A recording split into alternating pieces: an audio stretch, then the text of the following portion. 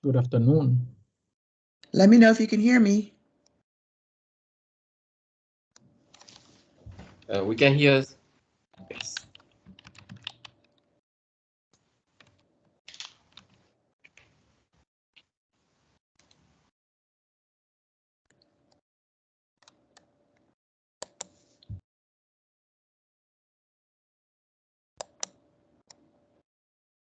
Okay, Muhammad can hear me. Yes, Professor, we can hear.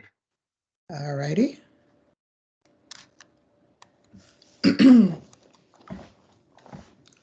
So I see that the recording has started, but we only have a few people here.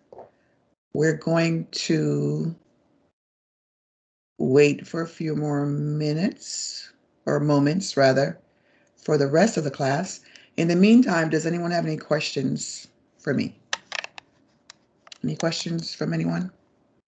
Hi, Sarah.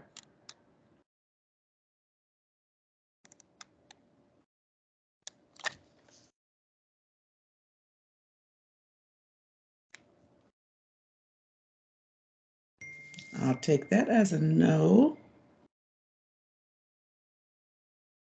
I'm getting some messages about the meeting being called off, which is not true. So let me respond.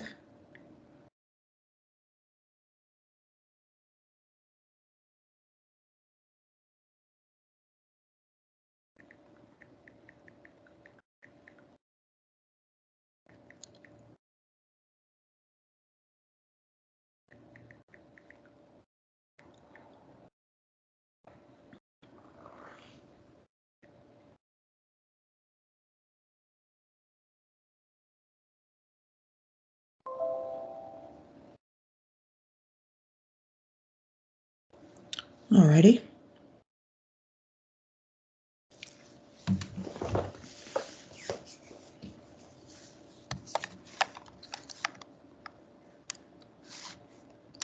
Let me put on a virtual background.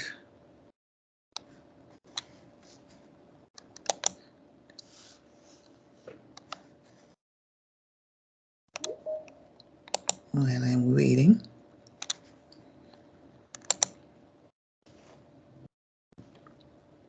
I think I like that better.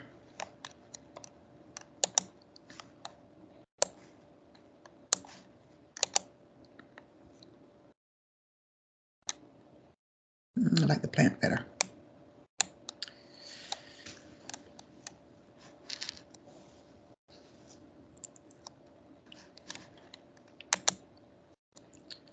All right, I see people are trickling in. The meeting is being recorded, so I'm going to go ahead and get started. I like to start on time. Despite what you hear about Americans, we do like to start on time. So speaking of Americans, I know that we have people from different cultures and different countries. And because I'm an American, I'm originally from Jamaica. So I was born in Jamaica, and we migrated to the Virgin Islands, and then we moved to the United States of America. And this is part of the introduction. There are going to be some cultural differences, right? Because I think we're representing at least 6 or 7 different countries, and each country has its own culture.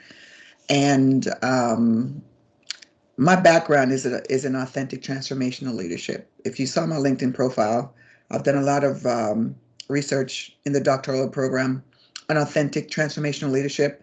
That is the leadership that I recommend to leaders, because I do consult with them, and I prescribe that because it is a type of leadership that is evergreen. When we had the worldwide pandemic, if you will, a lot of leaders were scrambling to figure out what to do. And the authentic transformational leaders, and I'll talk about that throughout the course, are the ones that didn't have to scramble or pivot. They just continued to do what they were doing. They may lean into different aspects of it. There's a individualized consideration where you're actually focusing on the individual person and their needs.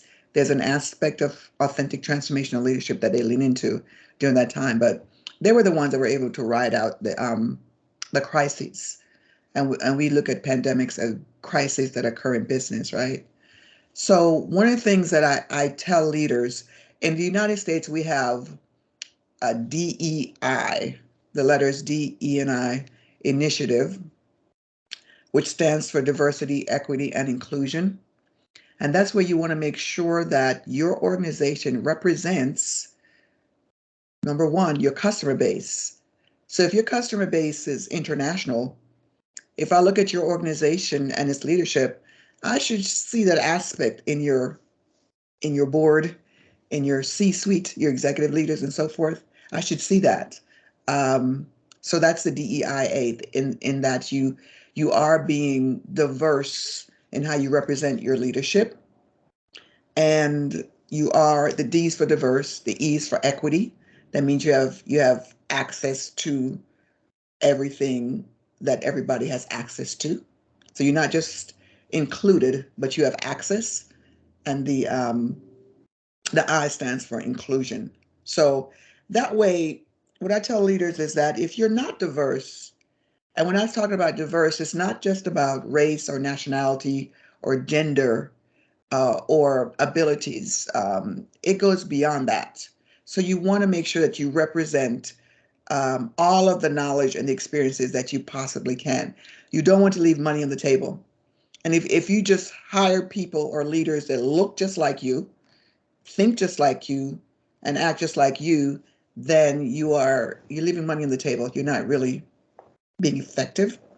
So I'm saying all of that to say this is that that practice I carry into when I speak with leaders and when I teach classes. I've been teaching online since 2002. I started teaching when online was like, what is that? Is that really an education? Am I really going to learn anything? And it's so funny that and people, universities like Harvard and they're like, we're not going online. And slowly we saw the adoption. And then during COVID, it was a late adoption. Everybody went online. So now it's like, it's a no-brainer.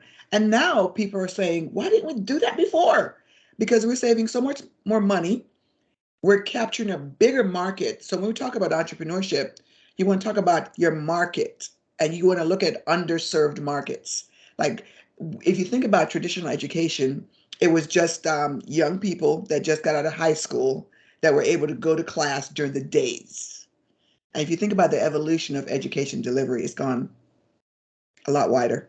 And we are where we are today, where we can teach, across borders and so forth. So it's more inclusive now. Um, in terms of culture, and that's where I started this, is authentic transformational leadership. When I tell my leaders, because as you know, there was a big during the pandemic, people actually had time to think about things and think about, am I really in the right career? Am I in the right family? I mean, there was a lot of thinking that went on. And part of it included diversity, where we saw some very atrocious things happening in the United States. We know it happens in other places, but we're on camera. And I like to visit other countries because I always get an education from them about what we should do over here in the United States. They're like, you guys should get another president. So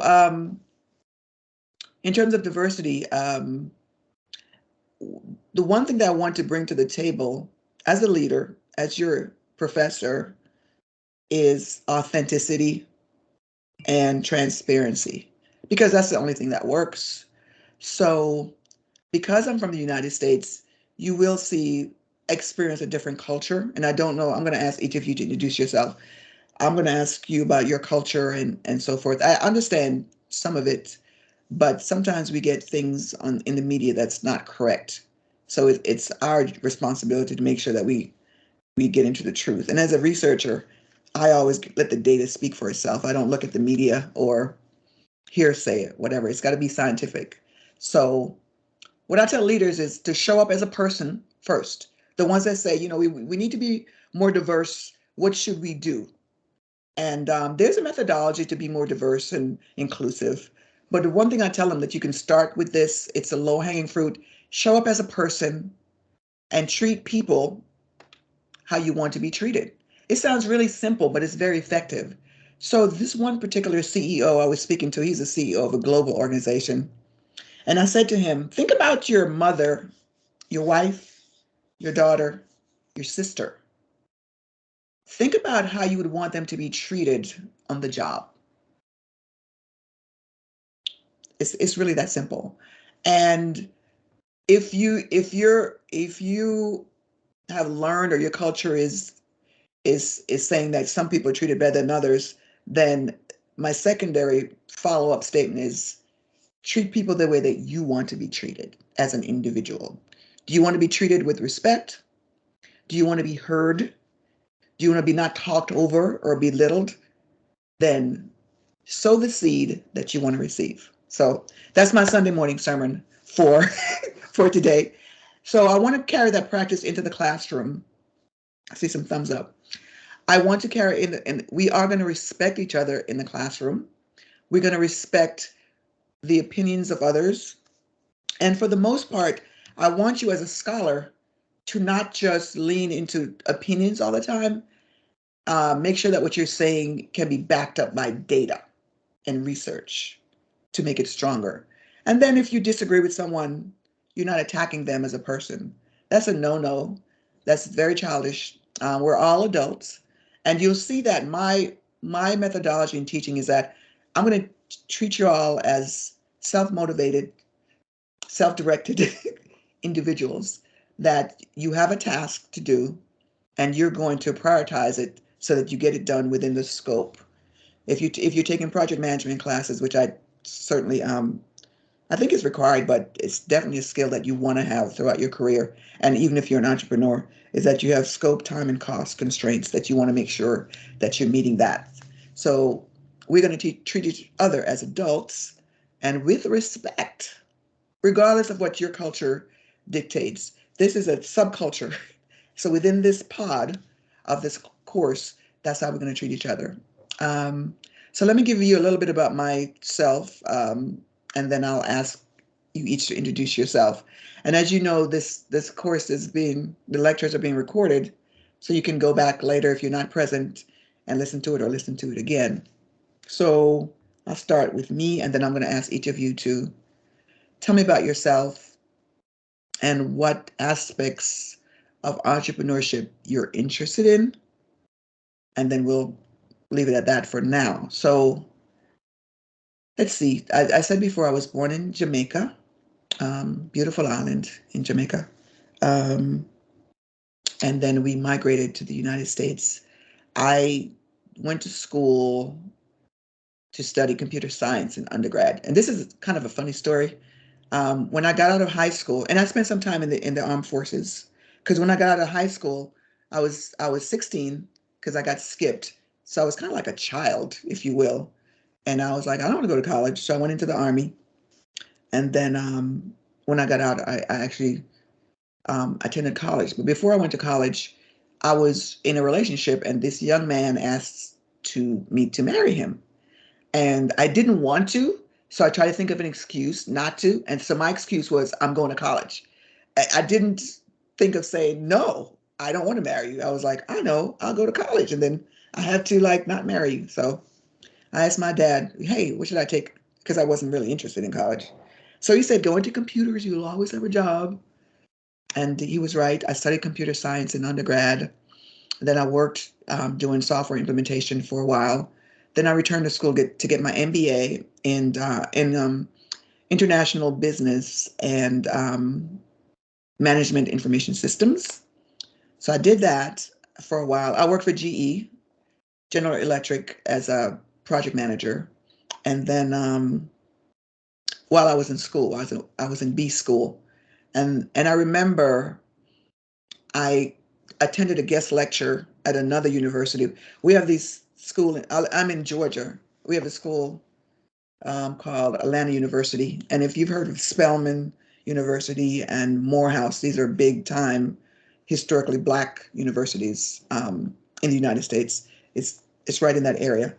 And I went to a lecture, and one of the professors, he said, whatever you're learning at the company that you're working for, use that to start your own business. And there was a bell went off in my head. I was like, ding, ding, because I'm thinking I'm at General Electric. This is a great organization. I can move and climb the ladder and so forth. But he kind of motivated me to start my own business. So I continued at GE for a short time after I got my MBA. And I started my own business. I started a computer consulting business.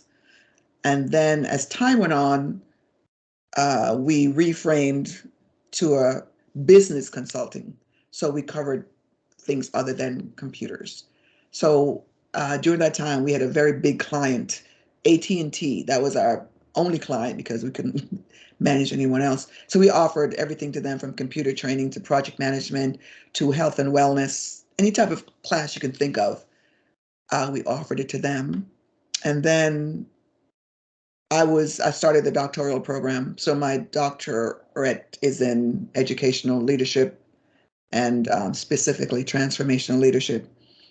I began to look at opportunities because I had to do some research in order to do my dissertation. And I found this opportunity with this global organization that I'm still with. And I've been working with them since the middle of school till I graduated. I graduated during the pandemic. And I do organizational change management for them. So they have digital transformation for their customers. And interestingly enough, their customers are universities. So the software that they deliver is the SIS, the back end of this. This is the LMS. The back end is where, the registrars and billing and all this stuff happens. So in order to implement the software, which is pretty, it's a pretty big outlay of cash. In America, this project is $10 million. So you can imagine that it's pretty comprehensive. So I do the organizational change management, where I actually get people on board from the leadership down to the stakeholders to make sure that the change is adopted. So that's where I am. I wrote a book, several books actually. I wrote a book. If you visit my LinkedIn, you'll see the things that I've written, articles, business articles, and wrote a book on transformational leadership that I do recommend to leaders to read because it is evergreen. It does talk about a lot of topics, including change management, transformational leadership, women in leadership, diversity, et cetera, et cetera. Even leadership in the metaverse. I've got a chapter on that. So that is where I am. I really enjoy teaching. I've been doing it for a long time. I like to learn about my students. And as you saw in my welcome message, I said we're going to have a mutually exclusive, what's the word, beneficial relationship. So I'm going to learn, you're going to learn. Leaders are learners. So it's not just about me being a sage on the stage. I prefer to be a guide by your side so that, thank you, Muhammad, so that we can learn from each other and we can respect each other. And together, part of authentic transformation leadership is that we incrementally, the leader and the followers, move into better and better future states.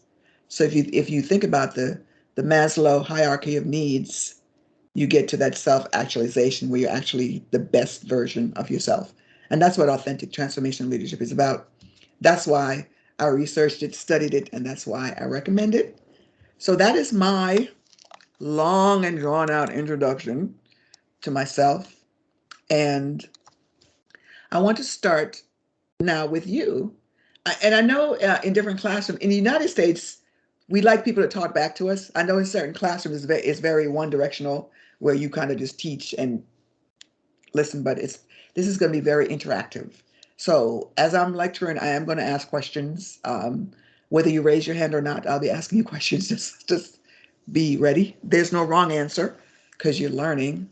So we're going to be interactive here. So I'm going to ask you to, I want to know about where you are in the world and what time it is, what's happening over there.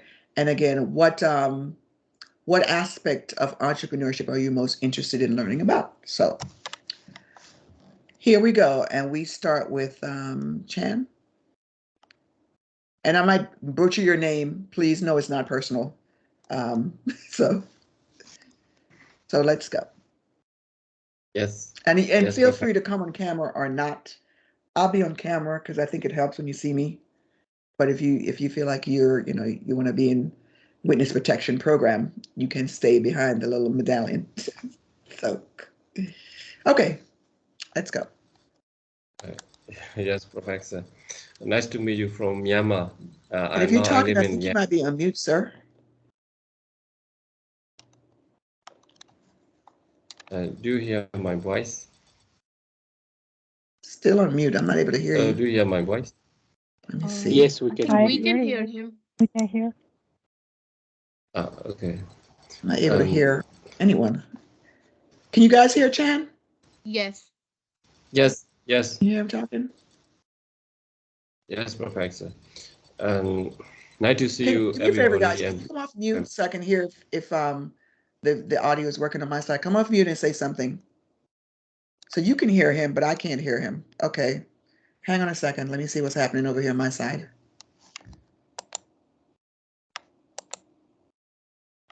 Speakers. I got the speakers on. And the microphone is on. Let me see something. All right, Chan, Can you hear us? Now I can hear you. Yes. Okay, great. Yes. My name is Chanda So. I'm from Yangon in Myanmar. Nice to meet you all, my professor and my friends. And actually, I was born in 1986, and I live in Upper Myanmar. After I passed matriculation, I went to Yangon to study the higher education. My first degree is the English specialization subject from Dagon University. I got the first degree, and then I got Master of Public Administration from Edeske College from Philippines, and also I joined Young University of Education to finish the Master of Teaching Methodology. And now I'm working at Myanmar University as a English language teacher, as a head of English department. Yes, I'm really interested to do business. Now I'm started to run my own business. That's why I really interested in entrepreneurship subject when I found in that semester we are going to study about it. Thank you, everybody. Thank you, John. Yes. How do you say thank you in your language? ကျေးဇူးတင်ပါတယ် in Myanmar. Mingalaba is nice to meet you all. Auspicious day, right? Like Chidu Damare. Okay. Alrighty. And then next we have Ezgi. Hi, can you hear me? Yes. Hi. Hi. First of all, it's so nice to be in your class, and thank you, Professor, and nice to meet you, everyone. I'm Ezgi. I live in Istanbul, Turkey. I'm 33 years old, and I have studied American culture and literature at university. Mm-hmm. Since then, since I graduated, I have worked as a content translator for Netflix, Amazon Prime, YouTube Nice. for many years. Yes, I worked as a English teacher for middle school students, and then suddenly I realized that maybe it's same as you said in the pandemic, some of it. I tried to and decided to change my career, and I left. I quit it. Now I am working at World Bank Group as an administrative assistant. And starting MBA was actually one of the most important steps of this change. So I'm learning. Excellent. Everything. Excellent. Thank you. Thank you. And welcome. Thank you. Olena. Hello, everyone. Hello, Professor Anderson. Nice to meet you. Nice to meet you. I'm Olena. I'm originally from Ukraine. Currently, I live in France since July, and my high motivation to study now because I started my career in consulting. Beforehand, I used to work in hospitality for more than 10 years. And now I'm a consultant in a sales stage company where we implement softwares and business solutions for different kind of businesses. And I realized that this is a great time for me to learn, to prolong my education, to get new people, and to bring something to my country when I will come back. Thank you, everyone. And our hearts and prayers are with Ukraine. Thank you. Thank you very much. Thank you. And next we have Ahmed.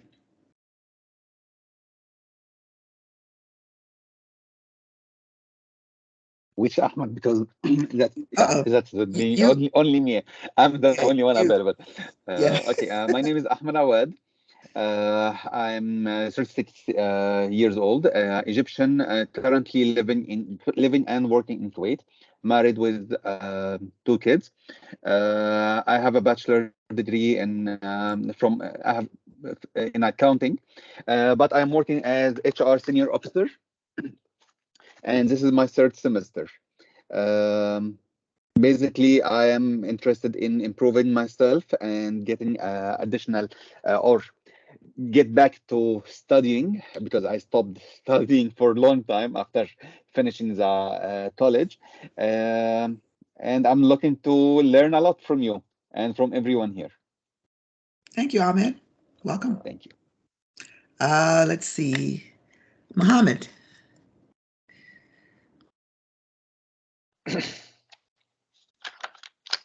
Okay, so hello everyone.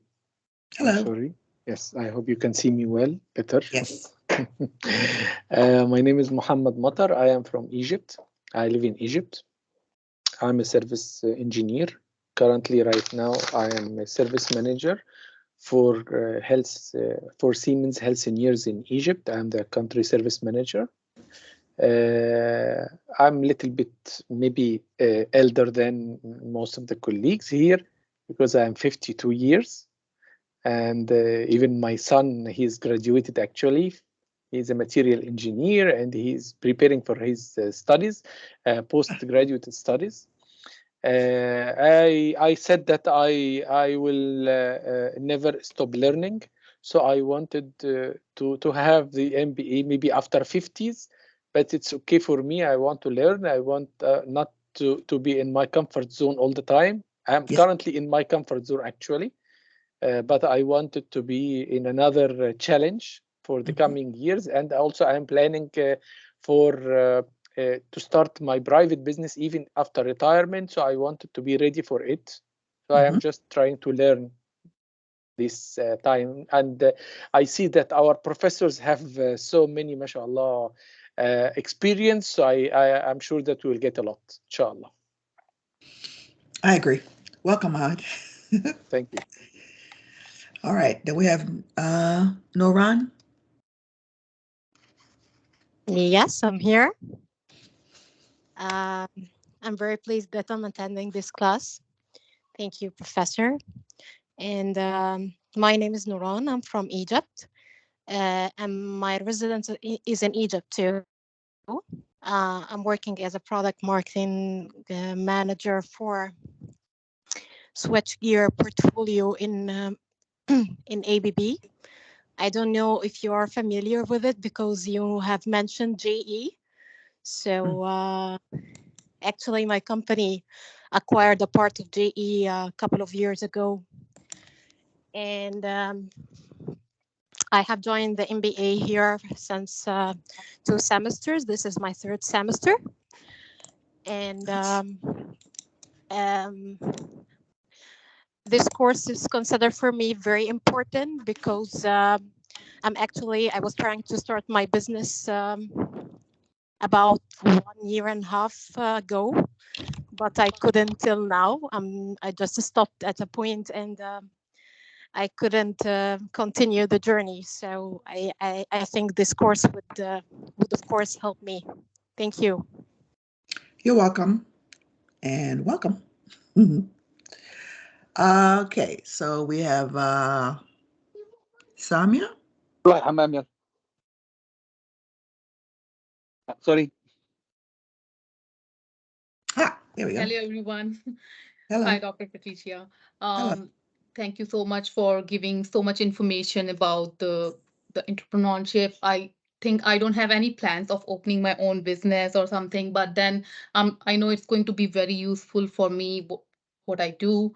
I live here in Long Island, New York, but I'm originally from India. We moved here like 14 years back. And I have like 20 years of experience in IT as a business analyst. I've been switching many roles: business analyst, lead business analyst, senior business analyst. So, and I've always wanted to do my master's, but I never got a time because of my busy schedule. So finally, I'm now really, planning to complete it. I completed few courses from UO people, but then I wanted something more interactive because it was completely online, no online classes or something. Yeah. So I'm really looking forward to learn with you more. Well, thank you. Same here. Welcome. And we're in the same time zone. Woohoo! Where are you located? I'm in Georgia. Georgia. Oh, yes. Yeah. So, yes, we are definitely in the same time zone. Unlike everyone else. Okay. Sorry, everybody. Okay. Thank you. Thank you. All right. Let's go now to Olia.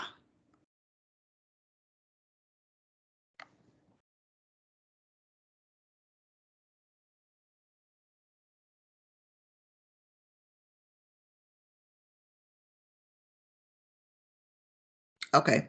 Got you. Give me 1 second. So,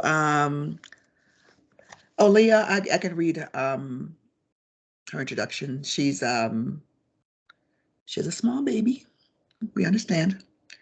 And she's in South Africa, but she's Zimbabwean.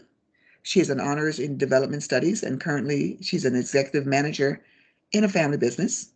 She decided to study this MBA so that she can have more knowledge and skills to improve the business. And she's been waiting eagerly for this course since she just registered a new business. This is her 3rd semester. So welcome to you, Leah. And then we have Judilyn.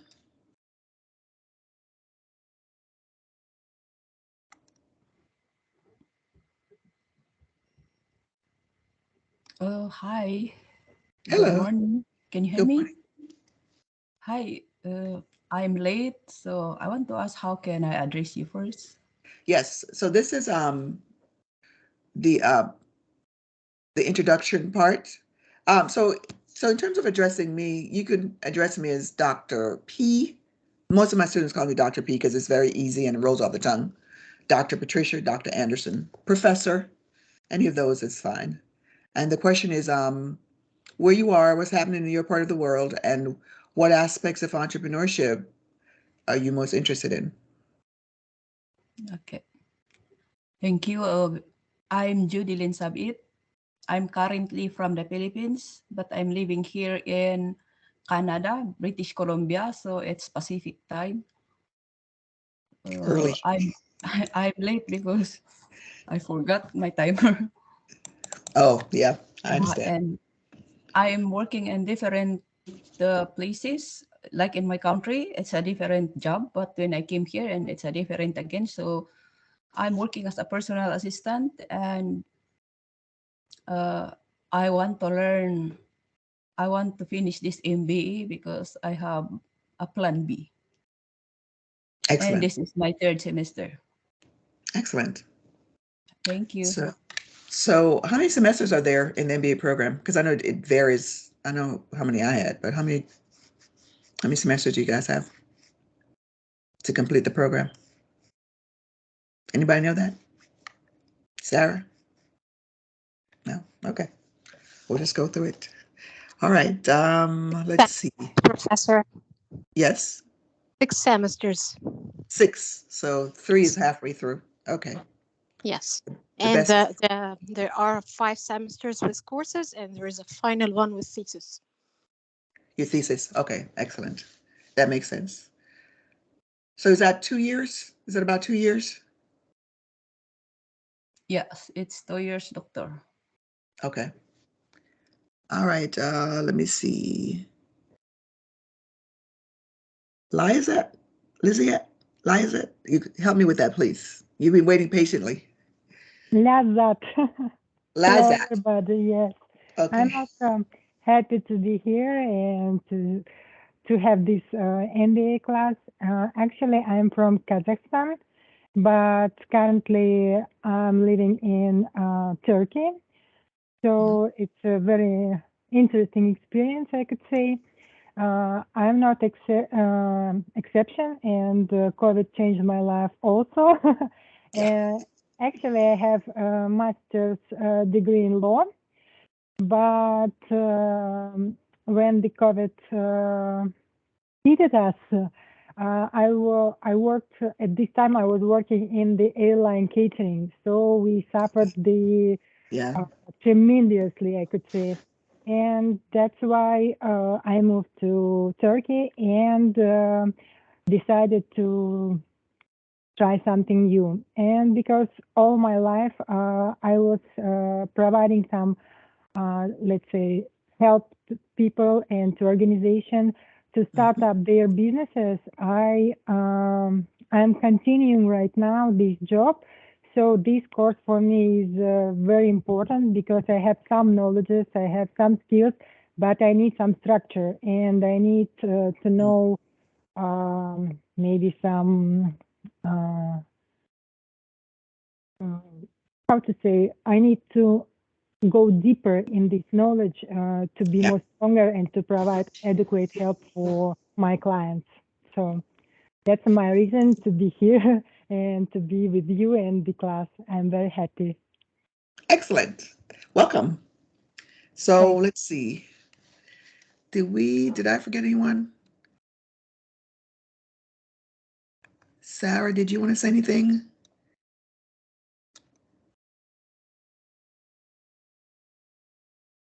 I'm not sure if she's still on. Sarah actually works with this school. So, all right, let me see if there's anything in the chat.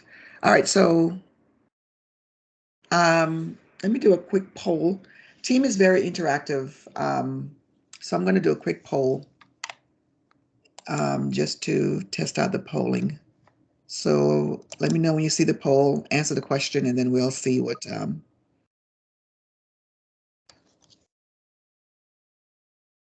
just type in your response, and then I'll share the results with everyone. So you got about 60 seconds to type in your response.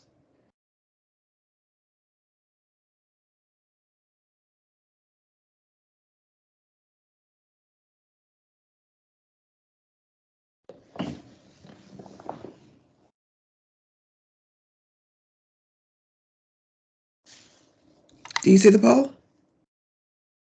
Okay, yeah, I see it coming now. Okay, excellent. All right, everyone's participating in the poll. So type in your current job title.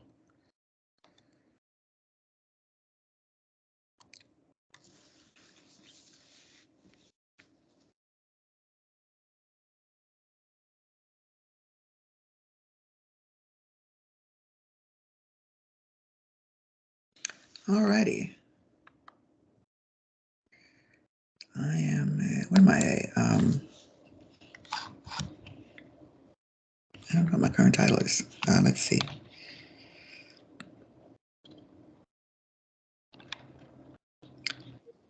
There's a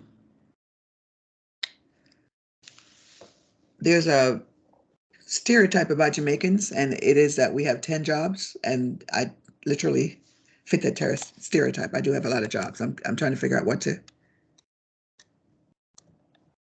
Thank you, Sarah. So, Mohammed, if you can drop your title in the poll and not in the chat, that'd be great. So there should be a poll there that you can drop your title, and if not, I'll drop it in for you. Okay, I saw it in the chat and in the poll. Okay, so let me how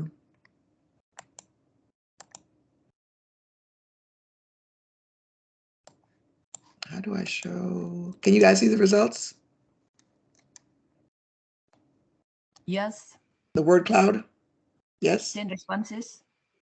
Yes. So as you can see, there's a lot of different experiences that we have here. And this is like half of the class represented. So that means there's a lot of knowledge sharing that can occur here. And as I mentioned earlier, that leaders are learners, then you should take this opportunity to learn as much as you can from these people. If you're launching a product, which we'll talk about the course setup and what's required of you.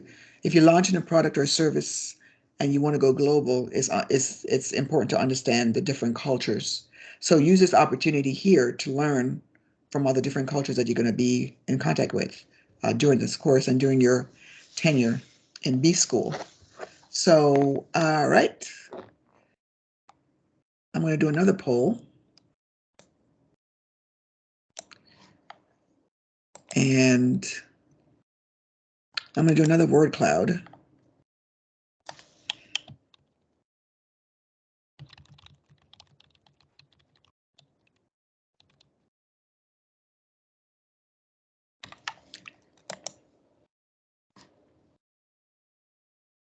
All right, it's taking a moment to launch.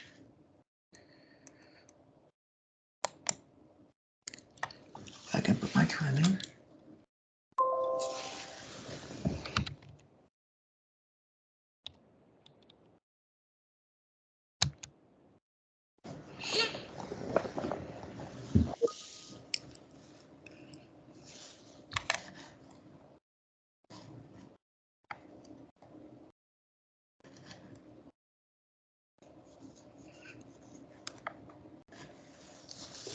So this question is about the time that our colleagues, our cohort, are in. So we have times ranging from just after midnight, Sunday morning, to 6 p.m. to that's 4 p.m. Do we have anything later than that? So we have different time zones from early morning until late at night. So it's going to be interesting to collaborate. I do have a team project that I'm going to talk about later, and the time zones do come into play. What I did was I assigned you teams based on where your time zone was. So you don't have to try to figure out how to collaborate. You're able to do so effectively. All right, so any questions before we start? I'm about to review the course materials and so forth and the syllabus and what have you. Anybody have any questions before we start? Thank you for participating in the poll.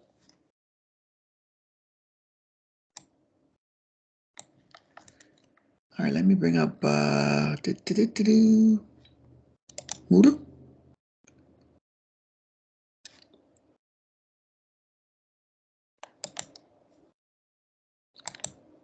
Okay, I'm going to share my screen.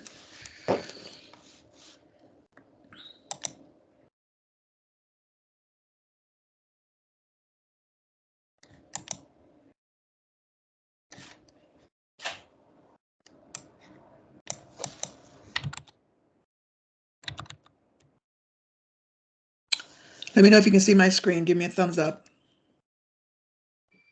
Yes. Thank you. So I'm going to go into take a little tour of Moodle for you. So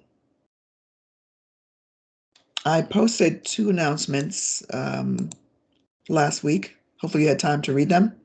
There's a welcome to class announcement, which I posted pinned to the top. A little bit about my background. And then there is an announcement of the class. It's going to be held weekly at this time and at this place. And that's the link to join the meeting. Okay. And the other thing is, feel free to check out my LinkedIn profile if you haven't done so already. All right, so let's see what else we have here. Okay, so let's go ahead and take a look at this syllabus. The syllabus can be viewed as a contract between yourself and me. It's going to specify what needs to be done.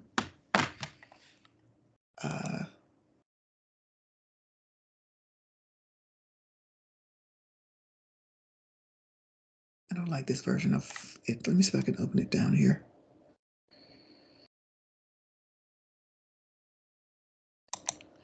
Give me 1 second. Let me open it up in another non-web browser.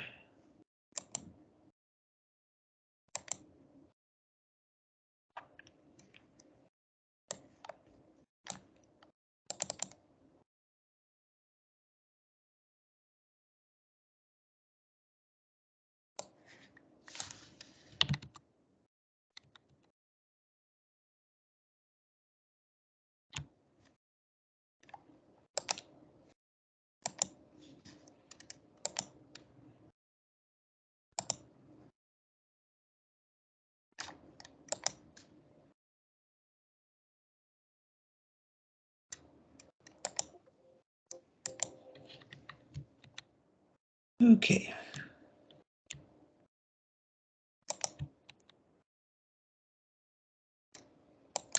Do do do do do do do do do do do.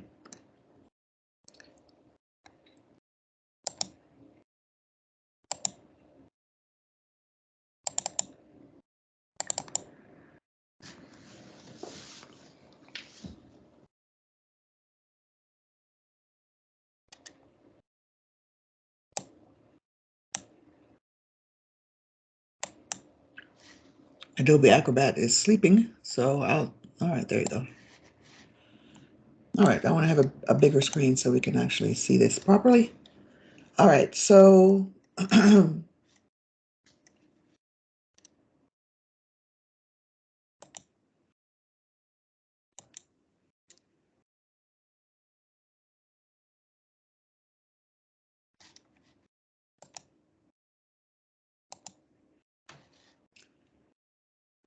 sorry guys, a little technical.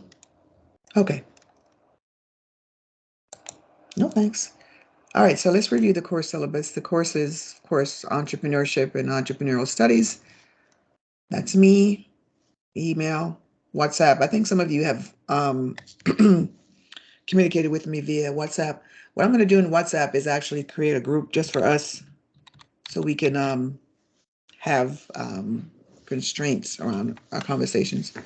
The course description, I'm not going to read it to you. Actually, let me read it to you because we're going to level set where we are. But it's posted, of course, in the classroom. This course prepares students to perform development, selling, and management functions related to owning and operating a business. It also offers students a start in learning about how to own and operate an undefeated business. I like that. And that's where the structure comes in that Liziette was talking about earlier. Students will explore starting a company, procuring funding for a business, and valuation of products and services. And one of the things that I recommend that you watch in terms of entrepreneurship, and if you have products and services that you're selling, a plan of selling, is the show Shark Tank. It kind of gives you an idea of which aspects of your business plan investors are looking at. And with investors, it's all about the numbers for the most part. Entrepreneurship is an interdisciplinary course designed to teach students how to think and act entrepreneurially. Students will learn how to start up and operate a business, turning their learning into earning. This course will exercise cross-curricular skills by integrating inquiry-based learning. That means that critical thinking, where you're asking why and why not and what if and what then. These are the type of inquiry-based learning that you're going to pursue. And business tools to enable students to analyze, create, develop, and pilot small businesses in a safe campus environment. So this is a safe space for you to kind of think through what your business venture is going to be and ask questions and get answers. So this is the place to do it, not when you're in front of the sharks on Shark Tank. Those who manage and operate small businesses can bring their product to the buyer via the native marketplace or gift venture capital to potential investors needing funding. So if you're a venture capitalist, you can fund the business. If you are, the business plan is the single most important artifact that you'll be asking for. Any type of investor is going to want that. A strong emphasis on hands-on experiences reinforces concepts and skills. So I've learned throughout my tenure as a professor and as a researcher is that hands-on is the best way for adults to learn, like when you're actually doing it. It's not just, the lecture, it's the hands-on. So there are plenty of opportunities to do that. The course includes applications to society, people, and the uses of technology. So those are the course dates, starting today, ending on April 30th. So it's 14 weeks, roughly 2.5 months. Of course, live lecture time. Your required materials is the course book, which is on your Moodle ebook. We're going to be having lectures using Teams. Lectures will be recorded and available for review. So these are the assignments. You are required to complete weekly quizzes and assignments. Assignments should use APA format, and I posted a sample paper for you to see as a guide. Any type of academic or scholarly writing should be in APA format. So I'm sure that you're already doing that in your other courses, so this won't be any different. In addition, I recommend Grammarly to improve your writing. I use Grammarly all the time. I use it when I was editing my book. I use it when I'm writing correspondences, strategies, and so forth. So I totally recommend it. And it is free. And it's going to help you to improve your writing, whether you're a native English speaker or not. It's a great tool. A team project will be assigned and due at the end of the course. The deliverables for the team project are a business plan in a Word document format and a business plan presentation in a PowerPoint. So the reason why I'm asking for both, and I'm going to talk through what it entails, and it's also going to be incremental. It's not going to be something you do at one time. You're going to do it, work on it every week until you have the plan, is that the Word document is something for you as the business owner to kind of have in place. It's the roadmap to your business, and it's the DNA of your business. The presentation, on the other hand, is what you present to investors or bankers and what have you. It's a synopsis of the business plan. It's not as lengthy because they don't have a lot of time. When you talk to leaders and executives, that time is not on their side. They want you to bottom line whatever it is that you're talking about, and you can see that on Shark Tank, right? So we're going to do both. The course grading is as follows.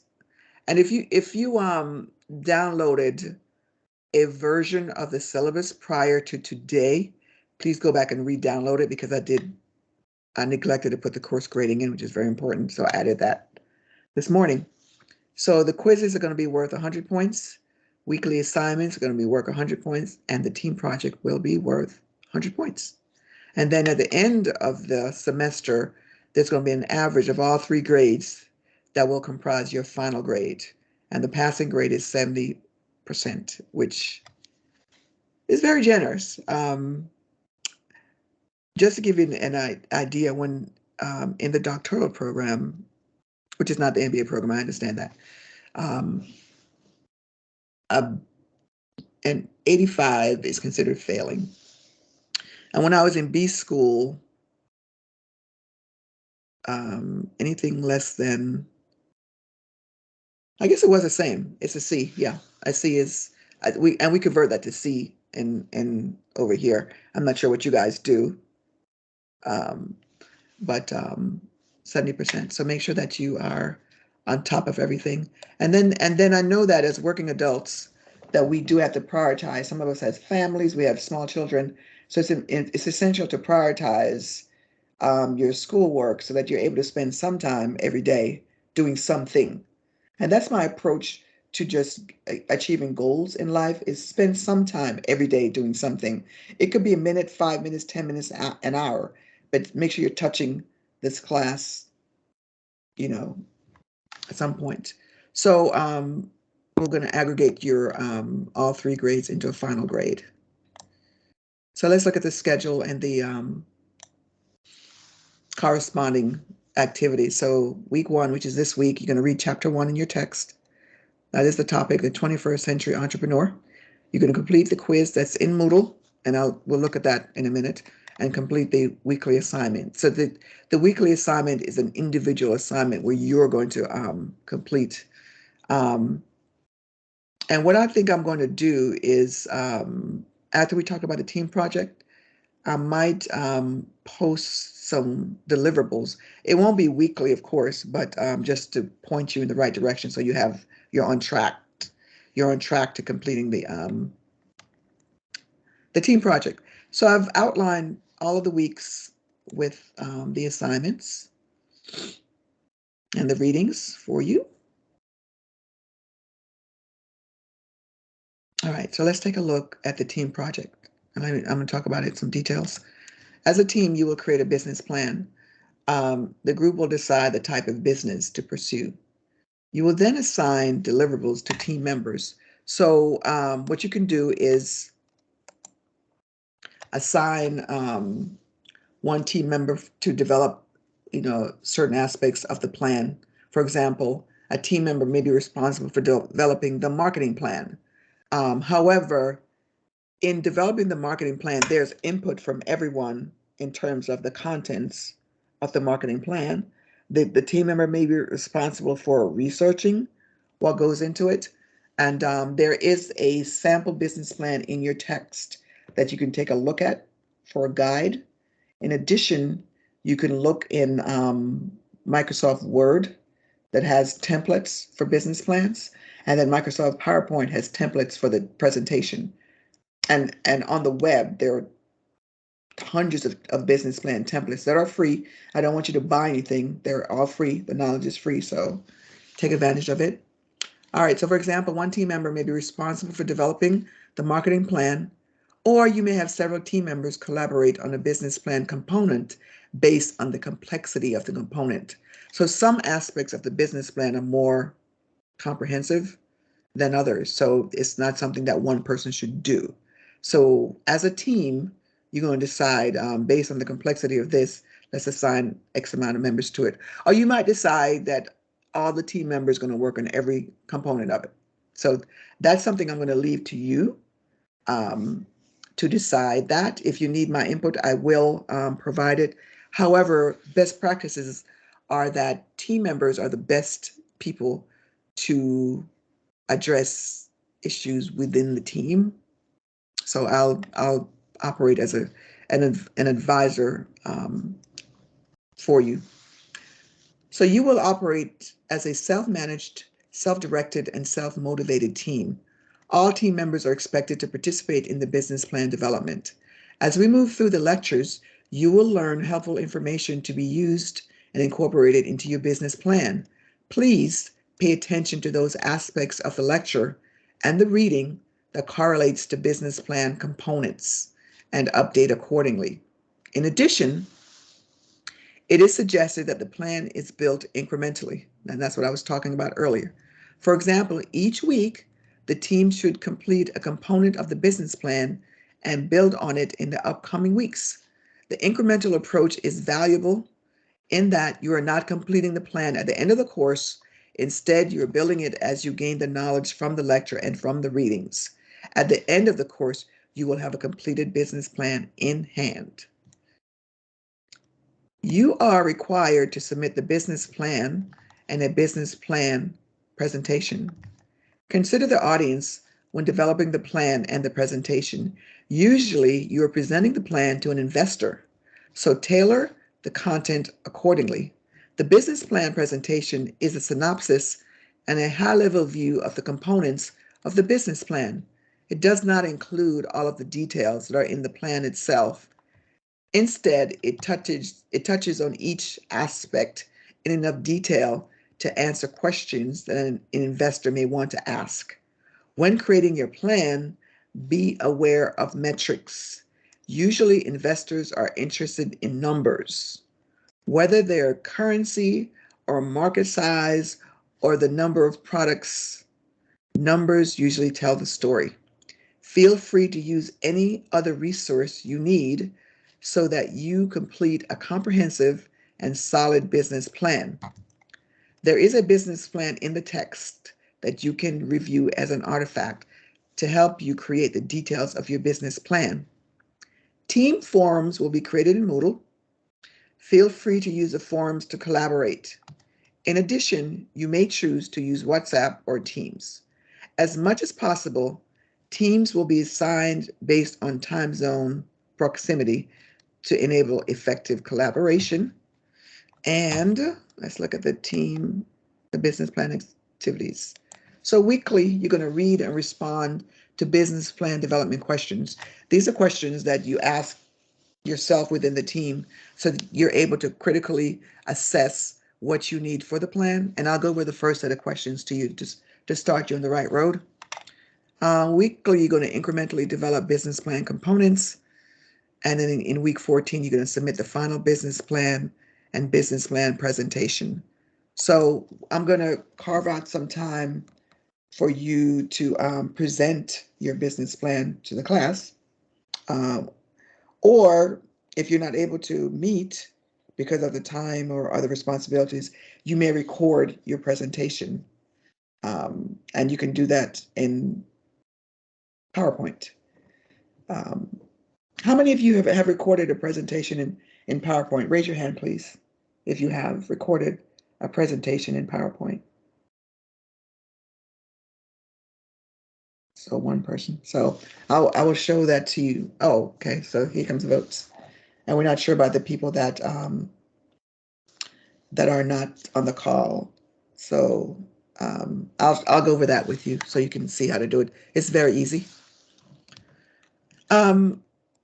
So suggested online resources, Grammarly, as I mentioned. How many of you use Grammarly? Raise your hand if you use Grammarly.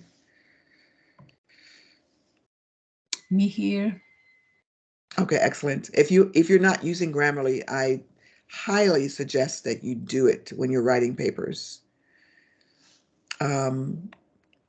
So business plan templates and presentation templates, they're available everywhere. And then look at some sample business plans. As I mentioned, there's one in your text, which I'm going to review with you today. And then there are other business plans around. So before I move on, are there any questions about the course syllabus? And I'm also going to show you the quizzes and the assignments. Are there any questions about the syllabus before I continue? Dr. Yes. Dr. Patricia. Okay. Is it me? Yes, go ahead. Oh, Dr. Patricia, I'm thinking that if we do this, and because we do this before, and we have different time, and when we message each other, they are sleeping or they are in work, and when they message me also, I'm in work or I'm in sleeping. So I don't know how this can work. Okay, and yeah.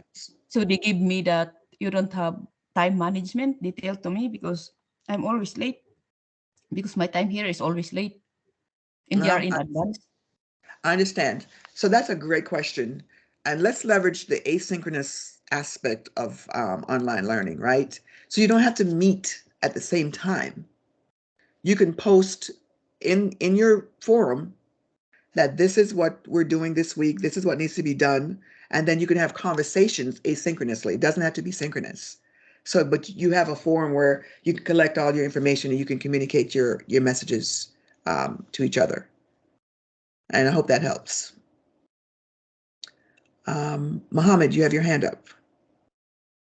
Yes, and for me, this is the first time to do a business plan. So, in order to be along with the class, I think I should first of all go through reading examples or samples of the business plans in order to understand what are the different aspects of a business plan, and then start to work on it, right? Or what? Okay, yeah. So let me explain that. That's another great question. As we go through the course and do the lectures, you're going to gain knowledge about what goes into a business plan. So it's not something that you have to do on your own. That if you go out and research business plans on your own, it's a bonus, but you're going to learn what goes into the business plan in the class. And then you can go outside and do your review. I'm going to actually go through reviewing a business plan in a few minutes so you can see what it entails. But as we move through the class, you'll get the information that you need and what to look at. Okay. And then there are business plan, as you see here, read, respond to business plan development questions. I'm going to post these in these forums. So as you respond to them, you're asking and answering the questions that you need to ask and answer to build the component of the business plan. So you're not going to be let go on your own to try to figure things out, Mohammed. Okay, thank you very much. You're very welcome. Any other questions before I go into looking at the quizzes, assignments, and then the business plan? Any other questions?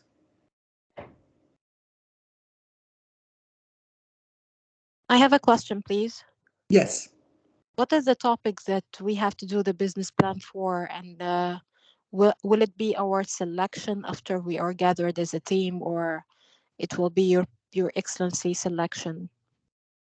Okay, so you're going to select the business that you're going to do. Let me go back up here. Right here. You're going to decide as a group the type of business that you're going to use. So you'll come together and decide that as a group. Some people may have existing businesses and they don't have a business plan. This is an opportunity for you to kind of leverage the course to develop that business plan for that business. Because I know some people in here are entrepreneurs. So you will decide. It doesn't, as long as it's legal. So we don't want you to have a multi-level marketing selling, narcotics or what have you. But any type of legal business is what you will use. Let me do this because the questions are coming out. Let me just do this. I'm going to switch gears. I'm going to start with the business plan and show you what the components are, just to give you a heads up. And it's inside of your book. All right, let's refresh this.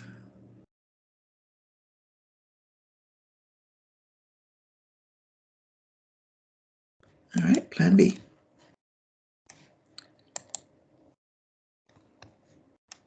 Let me go to the text. And all of you have the text in your Moodle, yes? Is that correct? Or how are you accessing the textbook? Dr. Patricia, one question here, because I have been trying to access this ebook, but I'm not able to. I even tried to file type as Word, but it's not letting me really open this link. All right, so I would refer you to technical support. Okay. In the school, because I didn't provide the link. Okay. Or let me just see if Sarah has any input to this. Thank you. Actually, I also had the same problem, and I downloaded EPUB reader. So this format will be very nice opening in this kind of program. I'm sorry, say that one more time. EPUB reader, because this file is EPUB. How to say? It was squeezed by EPUB. All right, Sarah's typing. She's typing something in the chat regarding the issues. So we want to make sure that we're able to access the textbook. That's very important. It needs a special software called Bookshelf. We have Bookshelf. downloaded EasyYes a couple of semesters ago, and it worked well with this type of extension. So we have Bookshelf, we have EPUB Reader. Sarah is saying to contact her on WhatsApp to get the instruction how to properly download your textbook, because you definitely need to have access to it right away. How many of you do not have access to the textbook as of right now? Raise your hand. How many of you do not? So yeah, please contact Sarah in WhatsApp right away. And if you're continuing to have issues, let's make sure we stay on it. Keep me in the loop to make sure that you're not missing any time, because we have 14 chapters and we have 14 weeks. So we're going to be going through this at a certain pace. And for the people that are live, what I'm planning to do during the 3 hours that we're meeting, or 2.5 hours, I'm going to allocate some time for you to work on the business plan. So that will kind of take some of the load off you. All right, let's see. Let me look at the business plan. Here it is right here. So this is in your textbook. And what I can do is, all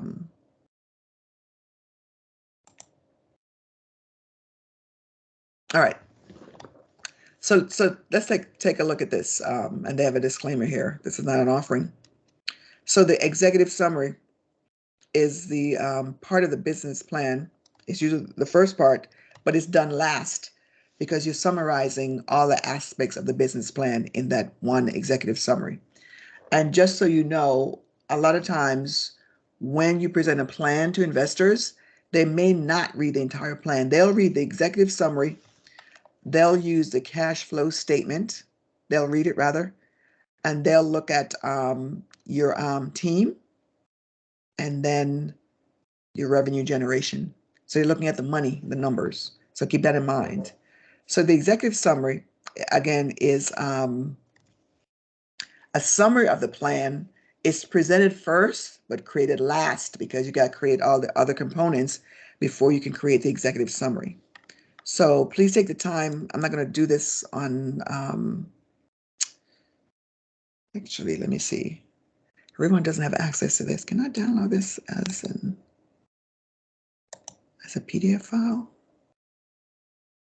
No, cannot. Can I print it?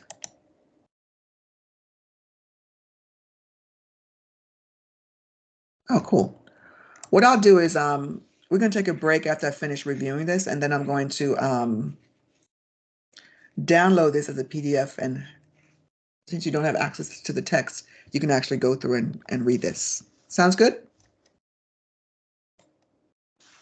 Yes. Great. Okay, excellent. All right, so here's the executive summary. If you notice, if you just eyeball it, there's you see a lot of numbers in here. Because I'm an executive, I'm going to be, looking at the numbers. Okay. So let's go through the different components. All right. So we have, and there's some notes from the author. For example, it says, before completing the executive summary, we recommend that the plan lists very specifically who is contributing the money, how much they're investing, and what percentage of the company they will receive for the investment. These details are important to potential investors. Investors are interested in the projected returns on their investment, said that. And then there's a pro forma cash flow that's going to be presented next. So without the context of the plan, you can't evaluate it. So you got to, they say, put this at the end of the plan to give context. So basically what this is, it shows you, this is what investors are interested in, your receipts, this is your income, what is coming in. And you're looking at 12 months, if you will. And if you notice that the cash flow is incremental, like the first 6, 7, 8 months, first 9 months, there's no income because you're starting up and you are marketing to people and signing contracts and so forth. But if you notice that in the 10th month, money is flowing in and it's incrementing, leveling off in January. So this is a cash flow statement, very important statement in your business. And then it shows you the disbursements or the expenses. So this is revenue or income. These are disbursements or expenses. So you look at the expenses for the month of February, excuse me. Notice that they're spending money on leasing and mortgage. Now, your business might be a virtual business. A lot of new businesses are leveraging the fact that we have so much technology to be virtual to you don't have a lot of overhead. However, you may need to be in a physical space. For example, if you are renting out lawn equipment and so forth, you might need a place to store these. So you need a physical place. So you've got leasing and mortgage, utilities. These people definitely have a physical space. The salaries that you're going to pay people, and we're going to look further down into the plan where you see who is on board and who needs to be paid. And notice that the salary is pretty consistent for 3 months, but then it increases for the remainder of the year. Question to the class, what do you think is responsible for this increase in the salary starting in May? Why is the salary increasing? Maybe the first 3 months are like a prohibition period for the employee, and after they are on board, we have to increase their salary. Yes, you could do it like that. And different countries and cultures do different things. In the U.S., there's usually a probation period, but they do pay you full salary. But during that time, they can let you go or not. They could bring on certain people in May, right, to the organization, or they can increase the business. Excuse me, I'm reading the response. They could increase the salary. So Elena said, developing the business and increasing the revenue. So you might bring on, more individuals. If you're using consultants, if you will, you might bring in another consultant and pay them,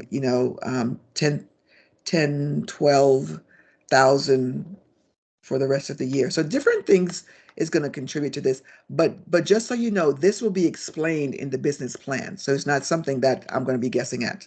I'm just asking you now as we become familiar with this. So there's no hourly labor, but in September, we have people working at an hourly rate. So these people look like they have they're salaried, a steady rate, and then you have hourly rates. And you can see that as the business, picks up, you bring the hourly people on, where these individuals here are the ones that are kind of setting up the business and making sure everything is in place. And you got paid payroll taxes. You're not selling any, you don't have any sales tax, because if you notice, you're not selling anything until October. So that's when the sales taxes kick in November. And the more you sell, the more taxes is accrued. All right. Let's just move down and look at some different things. So cleaning services. Sorry, we have insurance. The insurance is, how come there's only one amount here and then we have no other amounts for the whole entire year? What is it?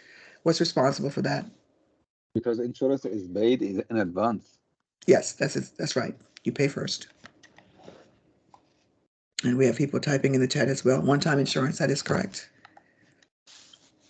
And just so you know, I want to hear from everyone. So please, I know it's late for some of you. So if you can, please participate as much as you can. It's going to help you not only in creating the plan, but also in presenting the plan, and also in your professional career. All right, so let's go down to advertising. We're not going to advertise until we actually, have something to advertise. So notice we're advertising the month before we get the revenue. That means that this $5,000 looks like it's going to produce $20,000 of revenue. That's not bad. And then we got a big bang advertising here, but notice that we're decreasing. Again, this should be explained in the plan. We have employee benefits that we're going to pay, and we're increasing. It's commensurate with how we're doing this salary thing. When the salary increases, the benefits increase. Fees and permits. So we got a one-time permit here. Credit card charges. Start using the credit card later after we're selling things, so we can pay off the card. Office supplies is going to increase. Again, notice there's a lot of links to when we actually start making money. We increasing the income, but we're also increasing the expenses. Accounting and legal, again, one-time fee here. Furniture, we got two big pieces. We put the furniture in. Again, this is not a virtual. I shouldn't say it's not a virtual office. It's not because of this here and this here. But in your virtual office, you definitely can have, not your virtual because it's a home office, you definitely can have furniture in there as well. Computers and software, we've got expenditures for that. Travel, we're going to be doing some travel. Communication, and this is explained in the plan what that looks like. It could be, where you're putting out press releases and things like that about the product and services. So this is your total disbursements, and the net is your revenue minus your disbursement. That's what you're netting. So notice in the first month where it's in parentheses. What does it mean that the amount is in parentheses?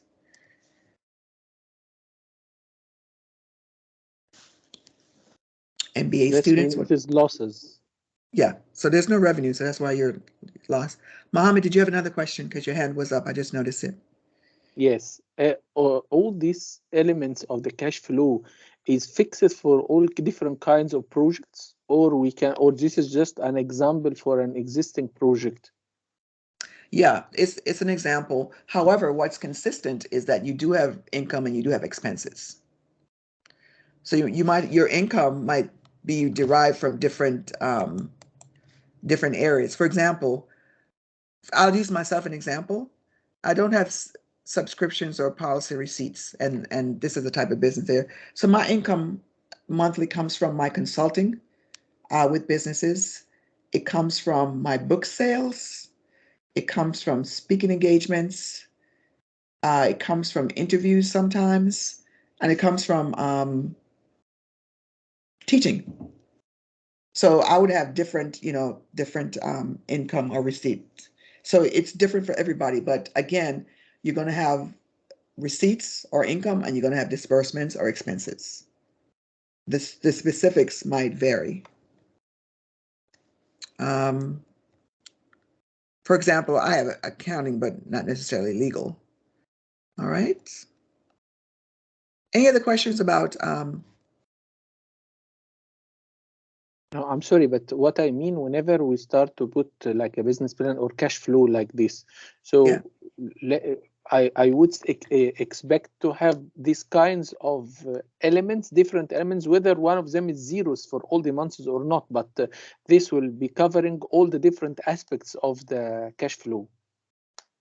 Am I right? Or it depends on the type of the project or something like that? It depends on the type of business, and that's why I gave my business as an example, that I wouldn't have these two lines. I would have different lines. Yes. I would have this. So this will be the same, and this will be the same, but the particulars will be different. Okay. This will be different. For example, with me, author, professor, speaker, consultant, all 10 things, I don't have this because I operate out of my home office. So I don't have any maintenance and repair. I'm not acquiring anything. Of course, when I do my taxes, I can allocate some part of my mortgage and my utilities on my tax return, but that's a different story. Salaries don't really come into play for me because I don't really pay myself a salary, which is a bad idea. Just so you know, if you're an entrepreneur, you need to pay yourself a salary, whether it's $1, but pay yourself something. It doesn't have to be, the salary that you desire, but pay yourself something. You want to put something there, and I'll talk about it more later. I don't have any payroll taxes because I only use consultants, so I would not have this line here. The sales tax are handled by the booksellers, so I don't have this here. I do have advertising because we do advertise. We don't have this because we don't have employees. We have consultants, et cetera, et cetera, et cetera. So do you see the difference, Mohammed? Yes. So it will be some of the entire, but it will not be all. But what I meant that it will be something among these. Yeah, some of it will be, and then you can add new things there. That's yes. Yeah. Yes, you're right.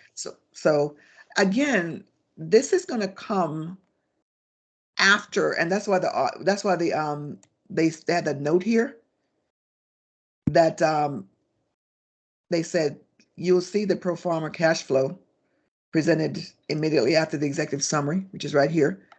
Without the context of the plan, these are difficult to evaluate at this point. We would recommend that the pro forma cash flow be placed at the end of the plan, because once you finish your plan, you'll know exactly what these items are and what these items are. So it's been presented first, and that's why you have those questions, because you don't have the context of the plan to know what to put in here. Or as you go through the plan, you'll know exactly what to go there. All right, so let's continue. And then that was year one cash flow. If you notice, it was 12 months. And then a pro forma means that you're doing it for up to 5 years. That's what pro forma means. Sorry, let me cover this. And again, all of this will be explained later in detail. And this should have been at the end. But because investors like to look at dollars and stuff, you put it at the front so they have it there at the front. So that's the reason why. Notice that we have in the different months, we have cash on hand, an opening balance, and then we have investments, and then we have disbursement. So notice that the cash on hand is that February or January? I'm sorry. March. The cash on hand in March is a difference between the investment and the disbursement. So you have this opening balance here. Then you have this looks like an investment, and then you have disbursements, 298,350, and then you have a balance. We're gonna break in a minute. So thank you, Mohammed. I just want to go through this one document first before we do that. Make sure we close in a good space. And the break is scheduled in the 3 hours, just so you know.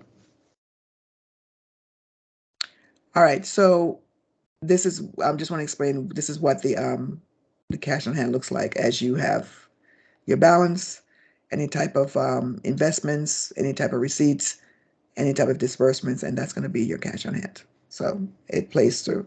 And I'm going to do this as a PDF so you can actually look at it until you have time to get your books. And it kind of shows you your receipts or income as you go through the quarters. Important for investors to see. Okay. So let's do this. We'll come back and look at the different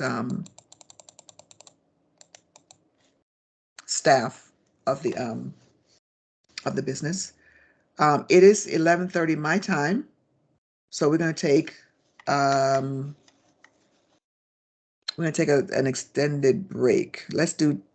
We'll do 10 minutes and then we'll do another 10 minutes later. So let's break for 10 minutes.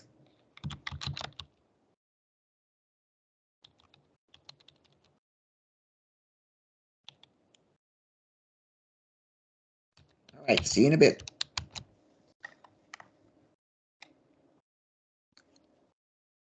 And Sarah, I don't know if you want to pause the recording here, if you want the break to be included in the entire recording. Not sure how you want to do that. So we're on break till 11:40.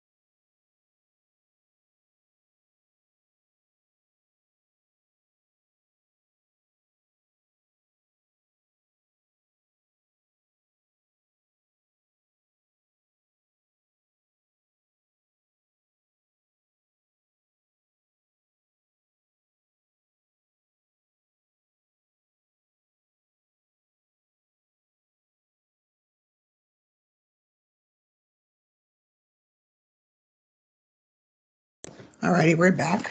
There's a question from Lizette. It's a question regarding a salary. You mentioned we pay to ourselves or to business owner. Should we point out a salary in the cases when we're going to look for investors, or should we pay even if we're going to invest by ourselves? Because I was thinking that entrepreneur has to get a profit, but not a salary. Could you please clarify? Yes. You want to get into the habit of, like I said, if it's $5 or what have you, get into the habit of paying yourself, because at some point, if you don't pay yourself, you're going to get into the habit of not paying yourself. And then there comes an opportunity. There may come opportunities where you're mingling your funds. So if your funds are the company's funds and vice versa, you want to keep them discreet so that if you are a business, you do have salaries for owners and different people in leadership. So you definitely want to pay yourself. Now, if you're not going to investors, and I say the $5 or what have you. Obviously, if you're going to an investor, you're going to put real-time salaries up there. Like, if you're hiring a CEO, the salary has to be, commensurate with what you would pay a CEO. But if you just having, for example, let's say you're not interested in having investors, and you're starting a home business, and let's say I'm going to use lawn care here, and you want to, have a lawn care business. So you're going to, let's say you're going to mow a lawn for $100, right? So out of that $100, you want to take out something from that as a salary for yourself. Because a lot of times what we do is we put the money right back into the business, but you want to get in the habit of, taking a salary out, and it increments as you go on. Again, with the business plan for investors, it's going to be like a real salary, like not $10, but something that matches the market. And you'll do your research there to see what a CEO gets paid, what an analyst gets paid, and so forth and so on. All right, see that? Did I answer your question that you posted? Give me a thumbs up, Lizzie, if that did or not. Okay. And we see someone else is typing. We like questions. Okay, yes. Alina is typing, has been typing for a while. So hopefully we'll see that question. I want to, because we do have a lecture today. I have a question. There will be suggestions how to represent the business plan. And that's what we're doing now. We're actually walking through the business plan to show you what elements needs to be in the plan. And as we go through the weekly lectures, you're going to get a lot of information from the lecture and the readings of what to include in the plan. So I do appreciate the questions you're asking, but I want to assure you that you'll have all the information that you need to put into the plan as we move through the course. So this is just one example of, let me resume sharing my screen. I want to go through this, and then I want to, we actually do have a lecture today, so I'm going to go through the lecture. Let's go back to the,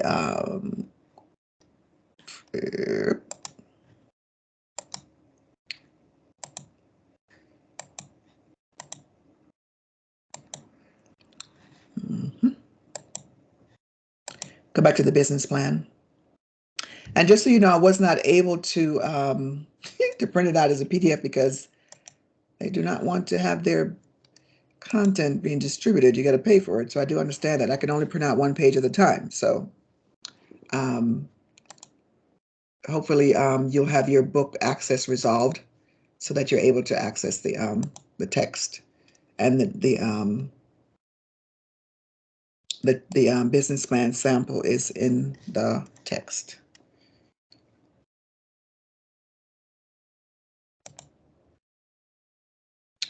All right, let's return to sharing.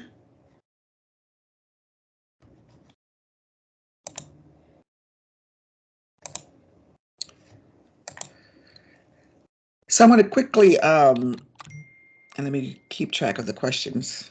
You're welcome, Elena. So I'm going to quickly move through this, and you'll have plenty of time again to look at all the different components of the business plan as we move through the class. This is not a one and done activity. It's built incrementally over time. As you learn things about entrepreneurship, you're going to learn things about each aspect of the business plan so you can incorporate it into your plan that you're going to do. And it's a team effort, so you guys lean on each other. And of course, you have me to advise you. All right, so the next step is, this is where you look at your staff. So an investor needs to know that you have the adequate type of staff to make the business successful. So they're going to look at how you're staffing. So you notice you have these people here with their different degrees and whatnot, and it tells you what their roles are. This is going to be the executive director, and this is their expertise. So this product, as you'll notice when you read through the case, it's going to be like a little GPS you stick into your valuables so that you can track it if it gets stolen or lost. I know we did that the last time I traveled. People had the chips that they put in their luggage so you know where it was at all times. So that's the synopsis of this. So we have people that have the experience in developing intellectual property and so forth and so on. So we have Kathy, who looks like she's going to be in the marketing, advertising, and public relations. Very important in a business to be able to capture your market. You got Mike, who's sales and marketing, because there is a natural tether of sales to market.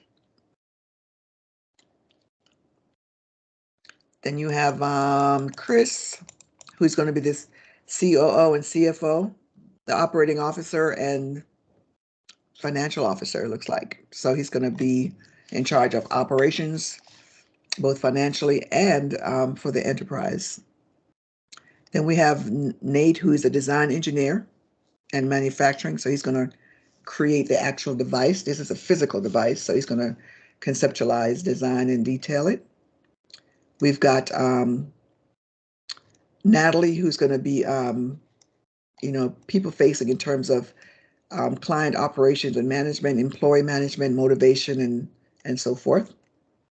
And we've got Jason, who's going to be the senior VP. We've got Nick, who is a CPA.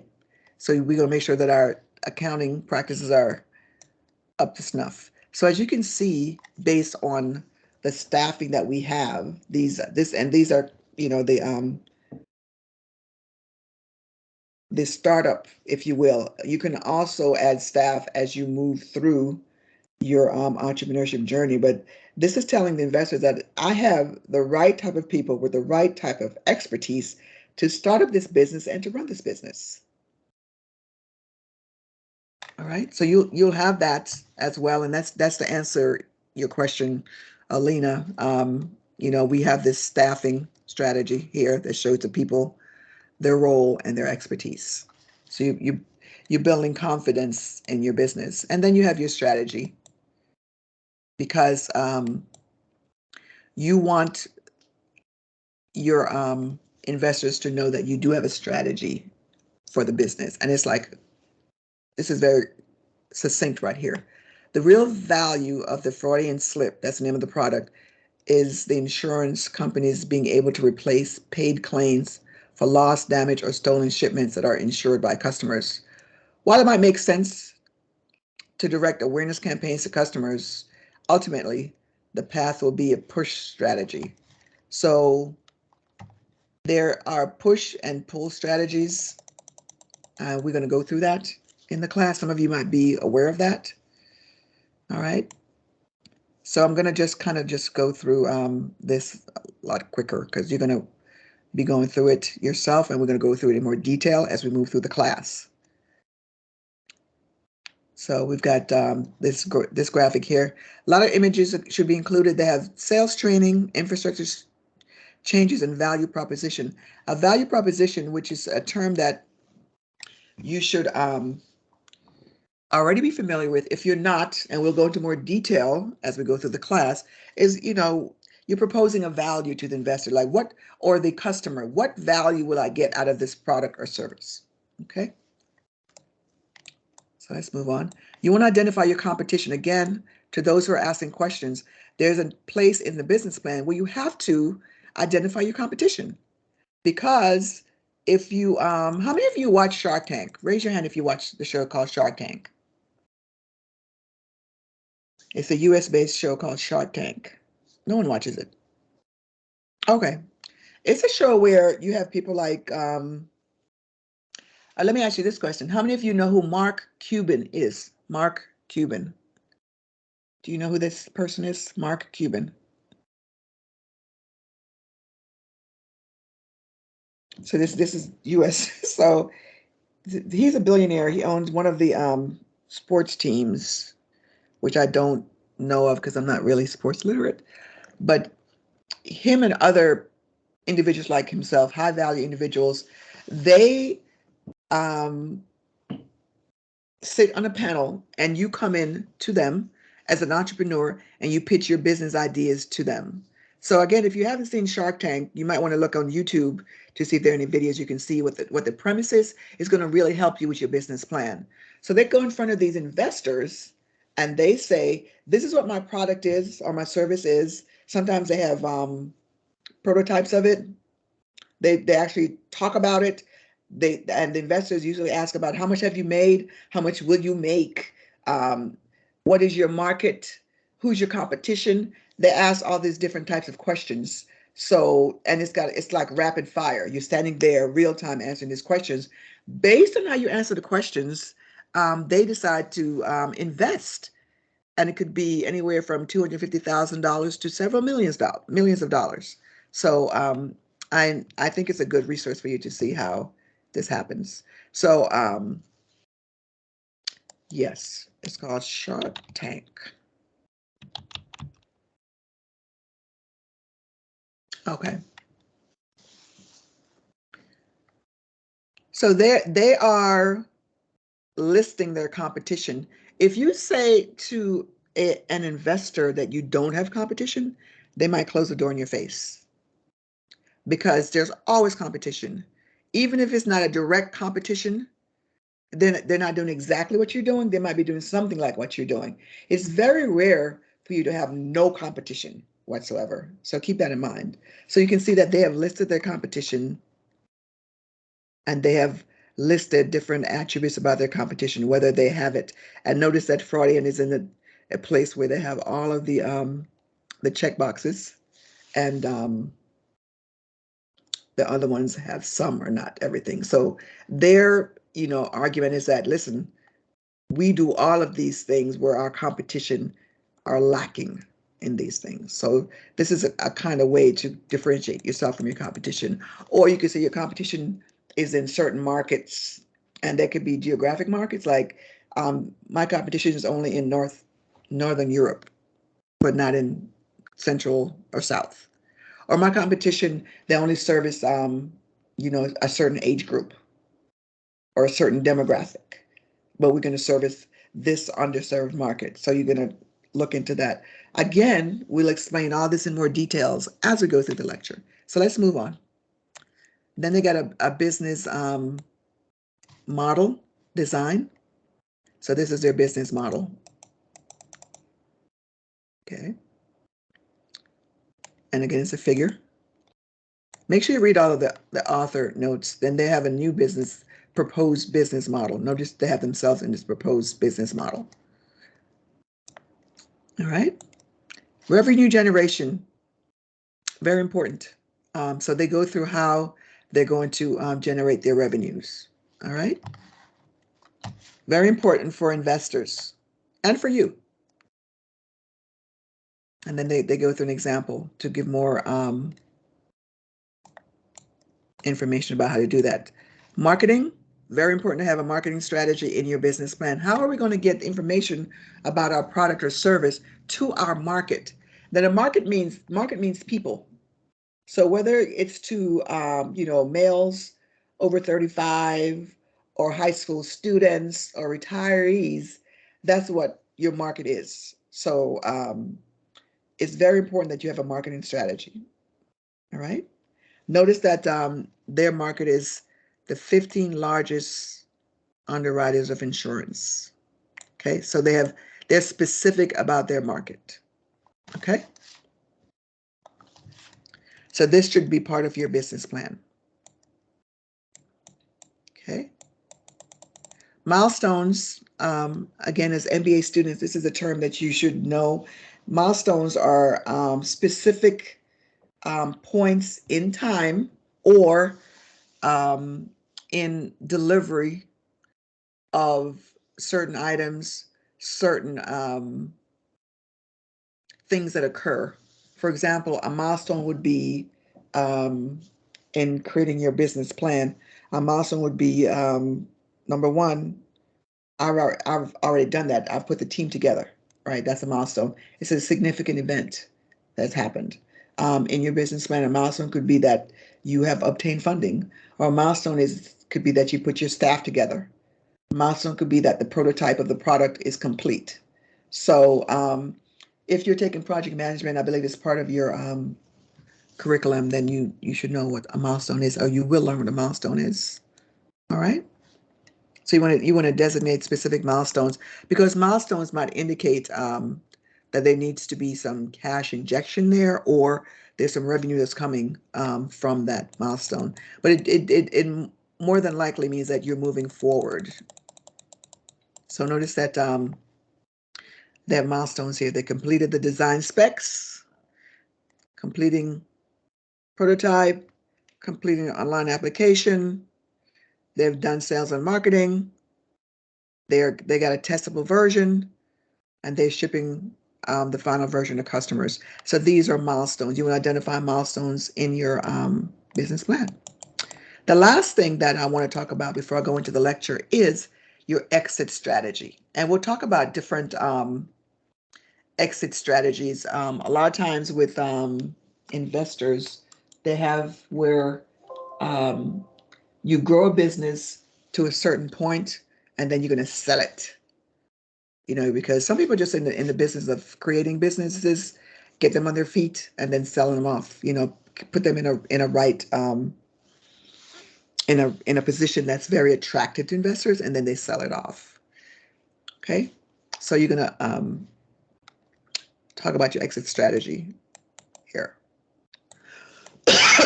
All right. So again, these are the components of this business plan.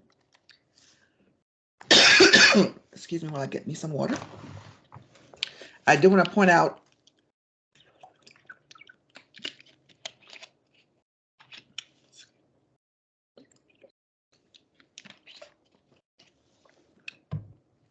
the important aspects of it to include in your plan.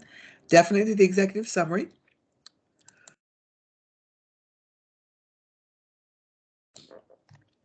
Definitely want to show cash flow. You want to show your team, your strategy, your competition, your design, how you're going to generate revenue, and any kind of marketing you're going to do, and the milestones.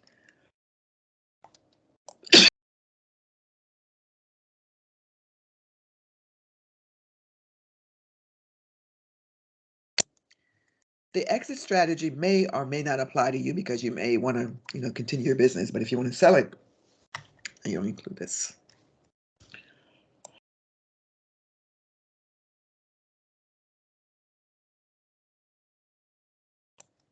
Okay, so any other questions?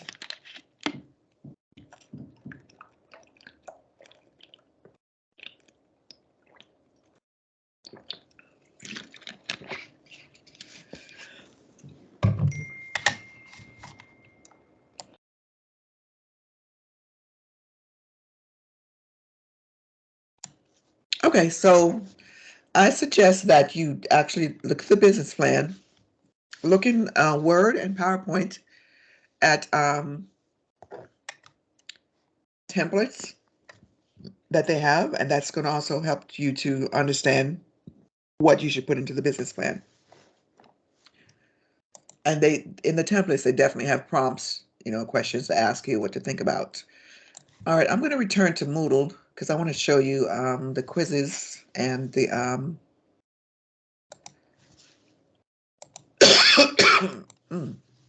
excuse me.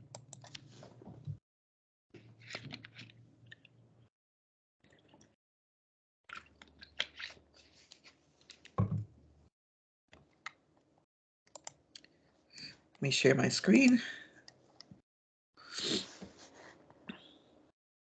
I thought I was sharing. What happened?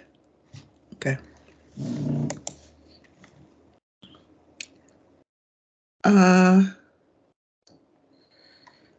All right, so that's the ebook. I'm going to go through chapter 1 today, but that's a slide deck that you have there. Chapter 1 quiz. So every week you're going to have a quiz. And the quiz is multiple choice, yay, and true false. So let me make sure. All right.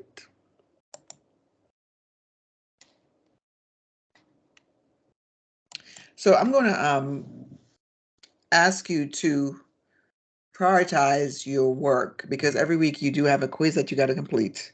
And then you have a writing assignment, and then you may or may not have team deliverables, but you should be in contact with your team to ensure that you're moving along. So these are multiple choice questions, and I think there are a couple of true and falses. So it's very easy. If you read a chapter and you listen to the lecture, you should be fine. And there are multiple attempts for it, so you do have multiple attempts to finish it. So I want to set you up for success. All right, and then we have a chapter assignment, and this is an individual assignment. And what it is, let me go back to editing so I can show it to you. And some of you might be already in the assignment, so you can see what it is. At the end of each chapter, you have questions, individual questions, and you're going to answer those questions. Where is it? Oh, pardon me. I meant to open it a different way.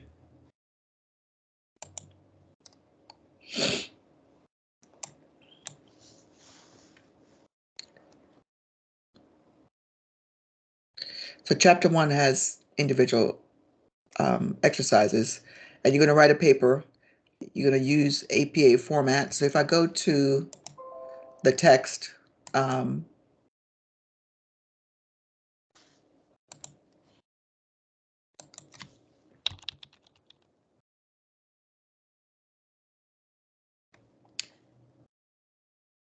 individual exercises. So every chapter has one. This is what type of new business interests you most and why? What aspects of those businesses are particularly appealing to you? And do you see yourself as an entrepreneur in the next 5 years? So these are questions that are really very basic and simple, but it also allows you to, I forgot I can't copy this, to contribute more in the team discussions. So it kind of raises your awareness about what to be thinking about for that chapter and what to be thinking about in terms of contributing to the business plan. So each week you'll do that. I'm going to, on second thought, I'm going to reduce the number of pages for you to submit. It might be just 2 pages. Some people write more, some people write less, but I think I'll change the number of pages that you have to submit. So this may look like 2 pages. Okay.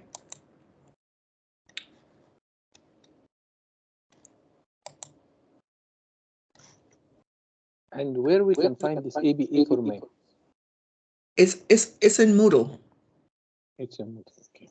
Yes, everything that you're going to do is going to be in Moodle, because that's where you're going to have your that's where your class is in Moodle. All right.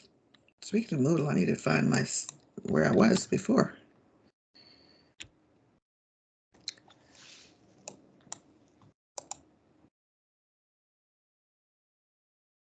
So everything is in Moodle. I'm just, what I'm doing now is just going through Moodle to make sure that you're able to access the information. So as you can see that I'm in Moodle. Chapter 1 assignment. I also added a sample APA paper for you guys to look at in terms of how to format your paper when you turn it in. And then I have a link to Grammarly. It's a free download. So chapter 2 is going to have a deck.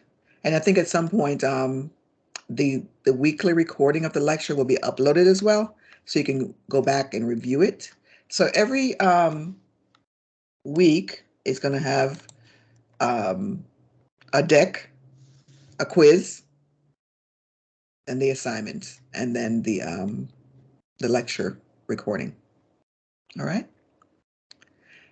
Any questions about what's expected from you individually for each week before I go on and look at the team? Anybody have any questions?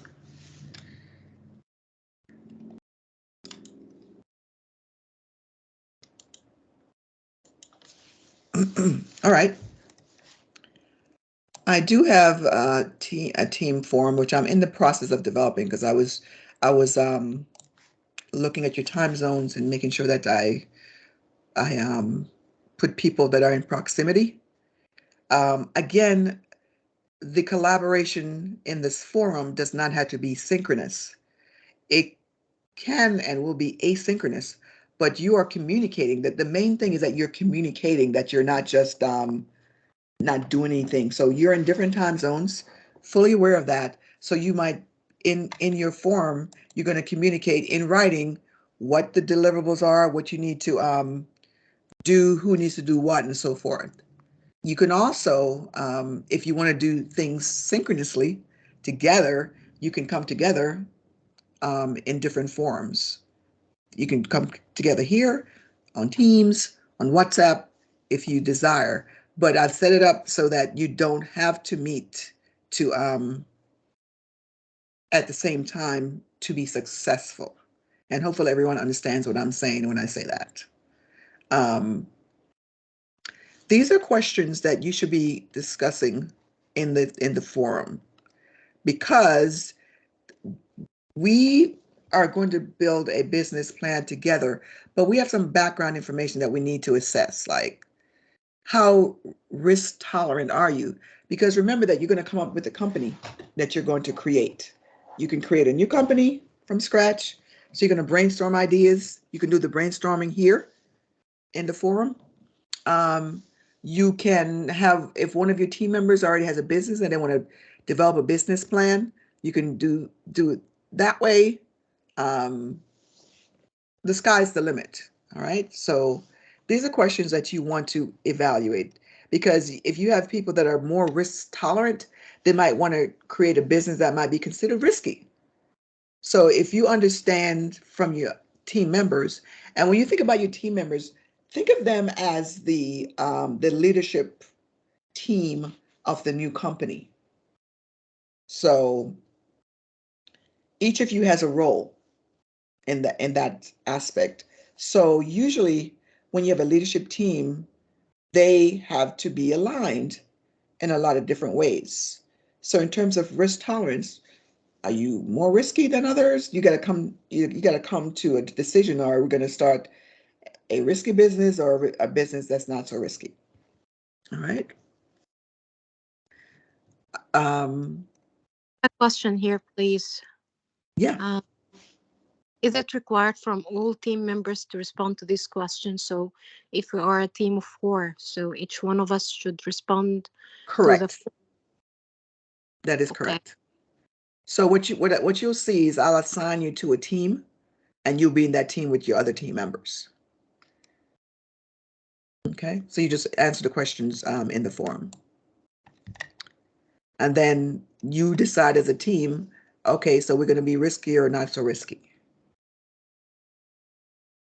All right. So these two are related. The third one, have you formed a team before in a class or other setting? What criteria did you use? So there are different types of team dynamics that go into participating in a team. Let me ask you this question. How many of you have done a team project in the MBA program? Raise your hand if you have. So some of you have. Yes, we did. Okay, so most of you have. So here's the thing. In the classroom, you're going to be learning real life activities and scenarios. One of them is the team coming together and producing a deliverable. That happens every day, all day in organizations. Whether you're an entrepreneur, whether you work with someone, I have a team that I work with in the organization I'm consulting with, as well as in my business. So there's always going to be teamwork. So this is going to further extend your expertise and your experience working on teams. Okay, so what criteria are you going to use? A lot of times teams will decide on the rules of engagement. Chan, you have a question? Yes.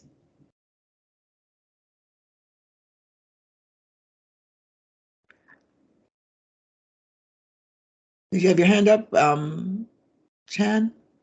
No, Professor. No, Oh, okay. Professor. Okay. So you just decide on the rules of engagement in terms of, make sure that you communicate. If you're having any challenges, make sure that you deliver on your part. Some of the things I talked about this morning at the onset seemed like a long time ago in terms of, respect each other's differing opinions and so forth. Okay. This is also talking about, what are the criteria you're going to rely on and so forth. What are your supports that you can call on for your business plan? Your supports are going to be, first of all, your team. But if you have people in your family that, are like interested in helping you with your business, you can call on them. If you have outside expertise, I mentioned earlier that leaders are learners. And if you don't know something, you partner with someone that knows it. So you might have some outside. If you know someone who's an entrepreneur and you're not, and they have a business, you can call on them to ask specific questions. So you're looking at all your resources. Okay. If you have a team for your business, are there gaps in the support you can call on? So this relates to this question. So if you have you have a team, are there gaps? So you might say, I know people in product design or in marketing, but I don't really know anyone that does the finance thing or the accounting. All right. So you want to call that out so we know that. Does your community have a business incubator? Are you guys aware of what a business incubator is? Is that a term that you're familiar with? No.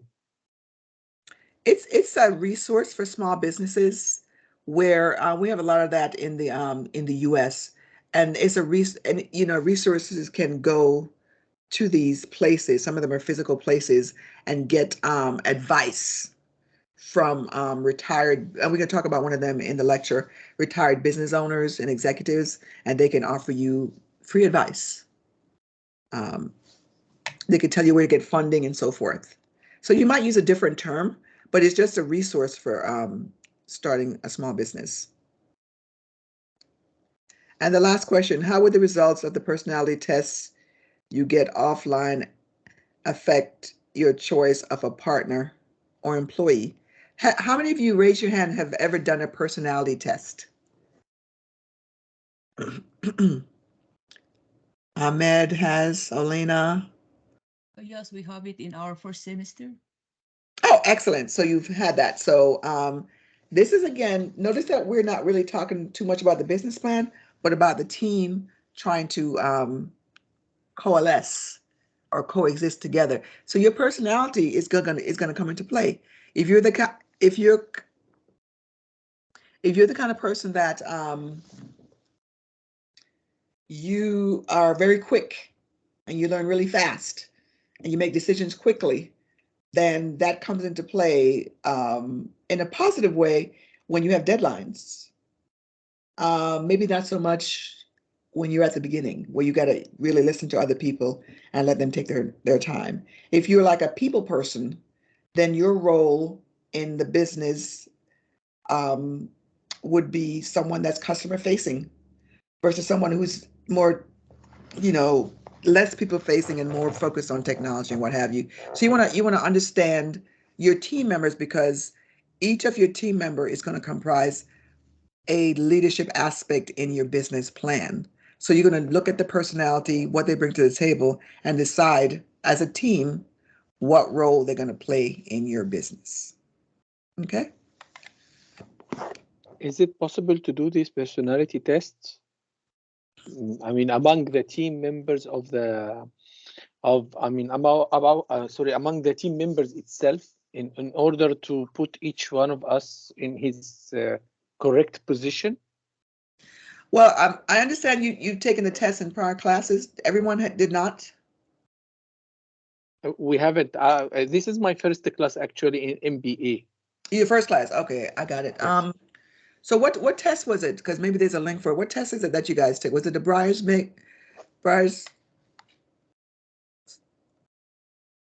Yeah, it is.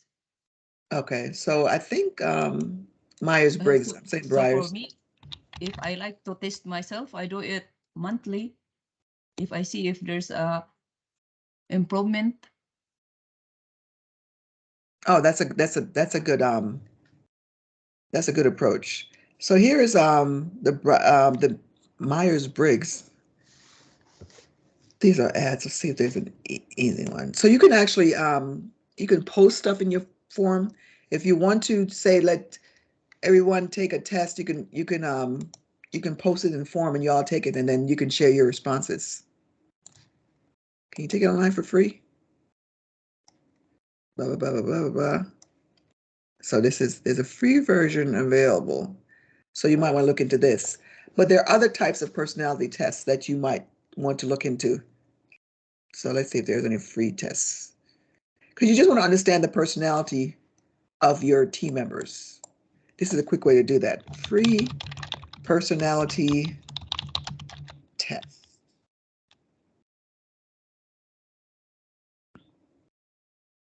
Whenever there's an ad, they always want you to sign up for something, so I'm not going to do the ad. So here's one. You regularly make new friends. This is going to inform the type of person. Are you a friendly person, or do you want to be people facing or not? So I'm going to put the link in here. But please feel free as a team, as I said earlier, that you are a self-directed, self-motivated, high-performing team. So whatever resources that you need to perform that way, you're going to do it as a group. So I just posted the one free test in there that you might want to say, all our team members are going to do this test so we can see what kind of personality that we have. And then that could be a topic of discussion. The Myers-Briggs one, you're welcome, is paid for. There's a free one, but I'm hesitating because usually they want you to sign up for something or give a credit card to do the free one, or the first one is free or some other jazz. So for the most part, we're going to look at stuff that's free. Okay. So let me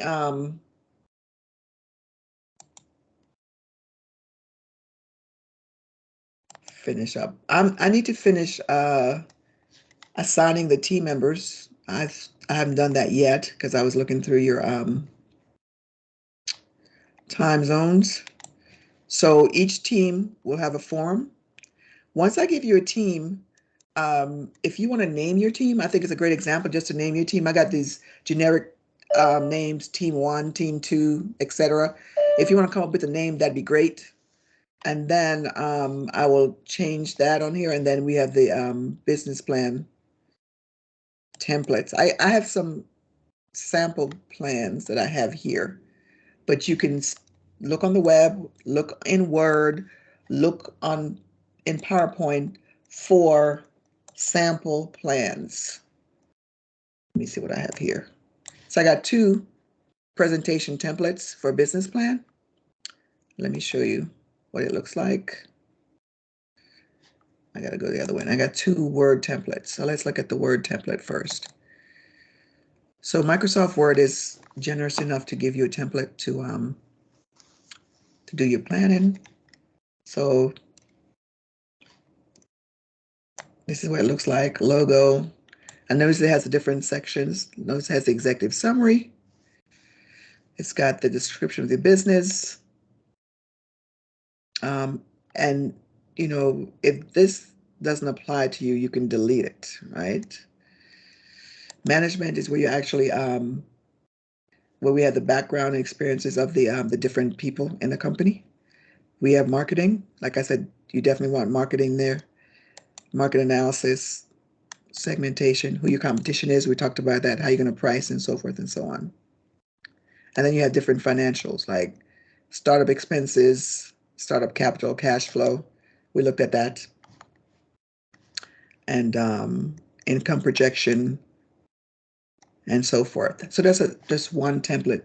There's several. I just gave you an example. Feel free to use that one or others. Here's an example of oh, I can't let me go to PowerPoint. I'm not on here as a student, so here's an example of a business plan presentation. It's not as long as the plan because it's supposed to be just a presentation to investors. So you got a mission statement, you have your team, you've got the market summary, you got opportunities, you got your business concept, your competition, your goals and objectives, your financial plan. So notice you include annual sales and profits for 3 years, and then you the resources you require for it. So these are really good templates. If you find one online that you want to use, you can, and this is just one in PowerPoint. They have several. You can use those as well. So in conclusion, before we go into the lecture, you're going to have the weekly quizzes. You have multiple attempts to complete them. The chapter 1 assignment, we're just going to answer some questions that, as I said, is going to serve you as a student in being effective in this course, as a team member, and as a professional in the global market. And then you're going to complete the business plan as a final deliverable at the end of the course. Any questions about any of those deliverables? Anyone have any questions? I have a question, please, that I have wrote on the chat box. That can we decrease the weekly deliverables of quizzes and assignments because the project is, I think, it is very interesting and needs a lot of focus and time, especially that we will be working in groups and having a lot of side discussions along the next weeks. So having too much deliverables weekly beside the other courses, I think will makes us focusing on deliverables more than the learning outcomes of the course. So can that be a bit managed or minimized? So we can do that, or we have to take the weekly quizzes and assignments? Yes, I would definitely consider it, but I do one of the learning objectives, because even though you're doing a business plan for business, it does fall under learning, right? So in terms of the weekly assignments, the individual ones, so we have two paths, individually and as a team. So I have to, as a professor, assess you individually and then assess you in the team. The questions, the quizzes is going to assess your critical thinking ability, and the writing is going to assess how you communicate in a written format. So all three are necessary in terms, and it's not only necessary, it reinforces the material so you'll do better at writing your individual paper and in completing the business plan. So if you do this incrementally, and if I were you, I would set up a target the quizzes are multiple choice. As I said, if you listen to the lecture, read the chapter, you'll breeze through the quizzes. So that's not a big thing. Your paper, again, you're in attendance, listen to the lecture, you're going to be able to answer those questions because they're self-reflective questions. It's not going to be a big ask, but it's going to keep you on track. And then you're going to decide as a team the frequency of your communication, what deliverables you have to present, what the timing is, who's assigned to it. So with the team work, everyone is not doing the plan. You have certain team members doing different things. So it's not like you're responsible for the entire plan. So I think they're all necessary. And I think at the end of the course that you'll appreciate that you have this three-pronged learning platform, model, and type that's going to reinforce your learning. Thank you for your question. So let's go into the lecture. If there are no more questions, I'm going to go through chapter 1 slide, and I'm going to share my screen. These slides are on your in Moodle, so you have the slides as well. So let me go through and let me share my screen first of all. Go through the lecture, and then we'll break for the day/night.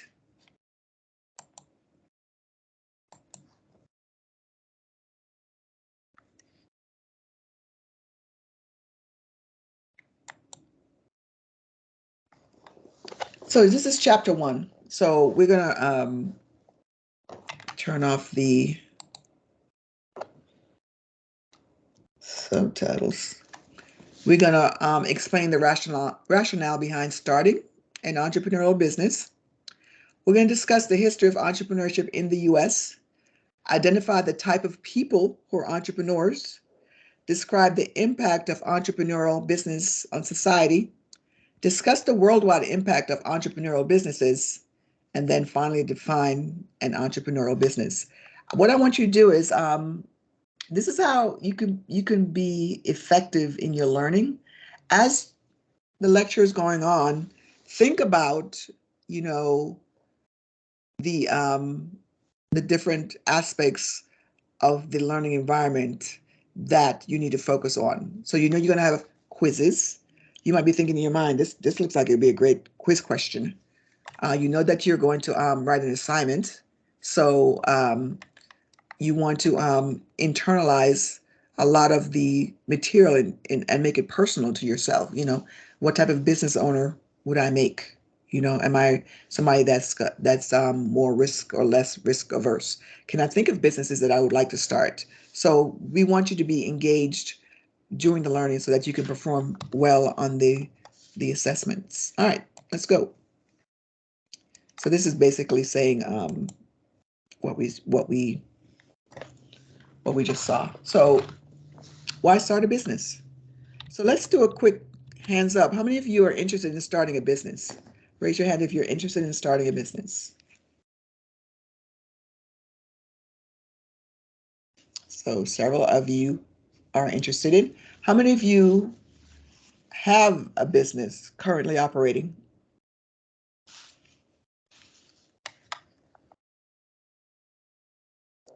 Okay, so we only have one. So that's good because this team project is really going to teach you a lot about, you might decide, well, maybe I don't want to start a business. So, or yeah, I know what I need to start a business. A lot of businesses fail because they don't have what you're getting, understanding the ins and outs of how to operate a business. So at the very least, you could be a consultant or an advisor to people who have small businesses. Most small businesses do not have a business plan. So think of the opportunities that you can have by going through this course and understanding the different elements. So we have the SBA.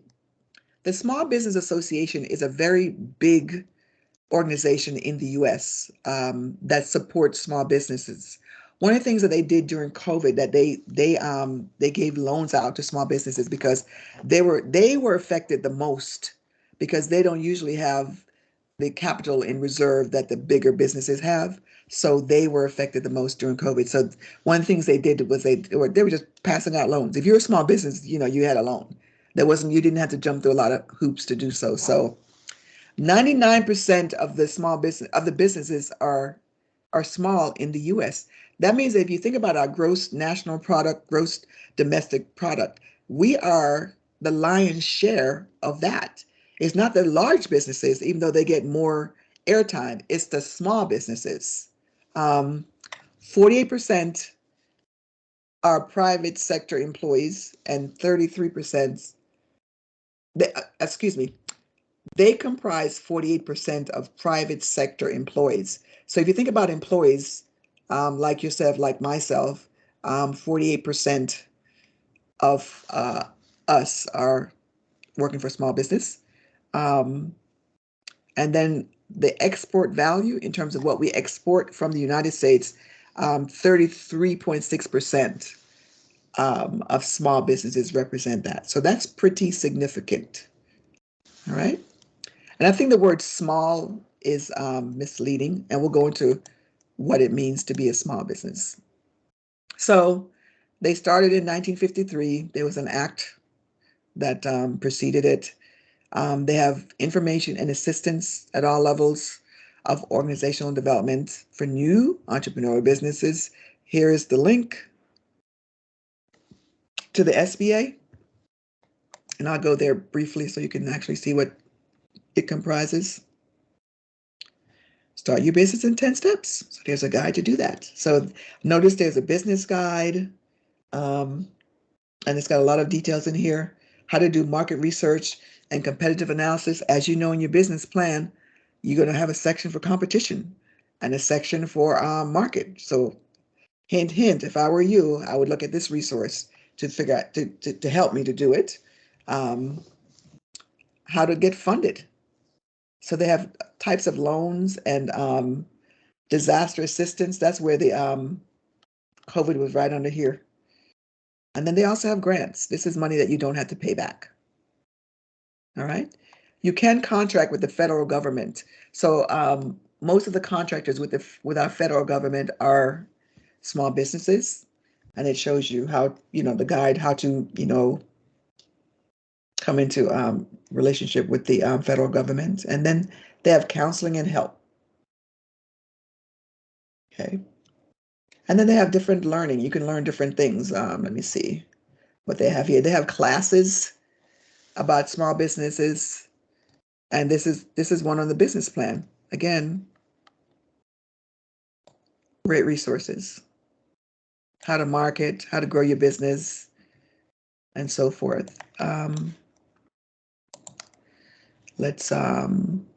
Local assistance. So sometimes the assistance can be federal or it could be, in your own community.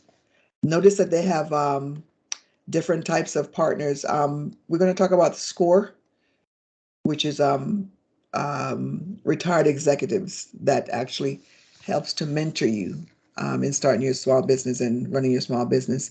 We got a veterans outreach. We got women business centers. So we have a lot of resources that the SBA provides. I'm going to drop the link in here for you. So right off the bat, we have resources to help us in our, yes.gov. Okay.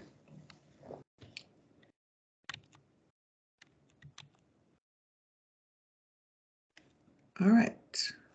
Let's go back to our presentation.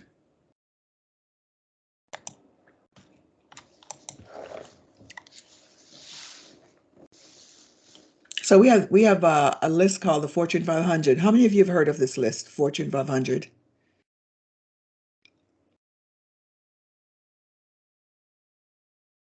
Is that new to you guys? I see a question there. Let's answer the question first. Lizette, you have a question? And so does Ahmed. So we'll start with Lizette first, and then we'll go to Ahmed. Question? No. I don't have. Oh, Ahmed, do you have a question? Your hand was up.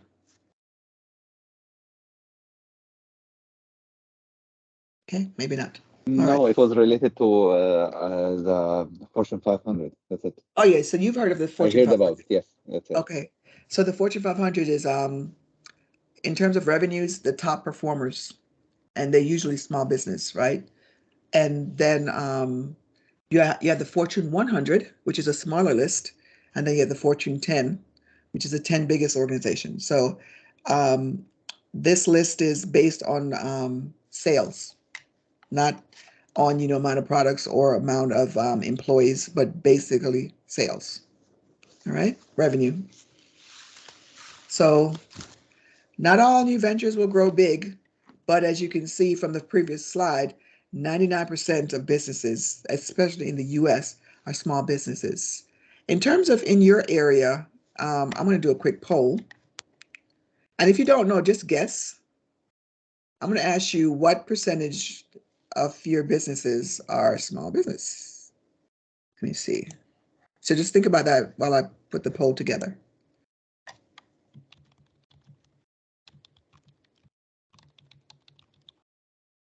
What percentage of businesses in your country are small businesses?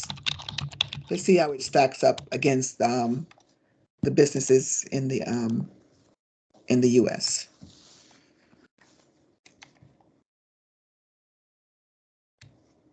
So in the U.S. we got a 99%. When you say small business, means in terms of sales, you said, right? Well, just Or I'm revenue, going to go into detail in a minute, but I just want you to, in terms of what you think of as small, just before we even qualify it, what do you think the percentage is? So if you want to think of it as sales, it could be visibility. A lot of times when a business is visible, it looks like it's bigger than it is. So just pop something in there before we get into details.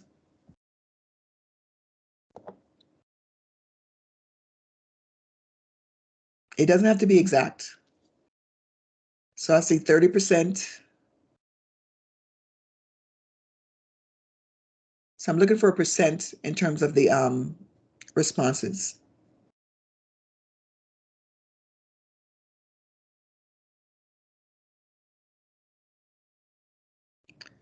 See some 95% and so forth. I'm gonna give you a couple more moments to and I just want you to think off the top of your head. I don't want you to go into a lot of details. I knew that we had a lot of small businesses in this country just based on being an entrepreneur and the knowledge I've had over the years. But let's see what we got here.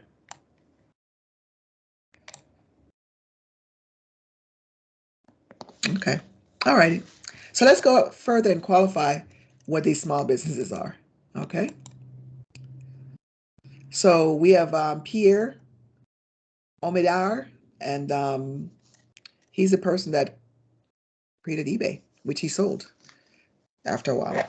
So he's a small business owner with a vision, and his vision exceeded everything he thought of because he sold it for a few billions of dollars. He had a personal website that he was auctioning items, and then eBay was interested in it and they bought it. So these are questions you can ask yourself. I won't ask and answer every question in the class, but do you know successful entrepreneurs? What do you think makes them successful? How would they define success? So in terms of being an entrepreneur, and we haven't gotten that far into the lecture, but I'm going to ask you another poll. The number one thing that you believe makes a successful entrepreneur. Number one criteria for successful entrepreneur. So I'm going to do the word cloud.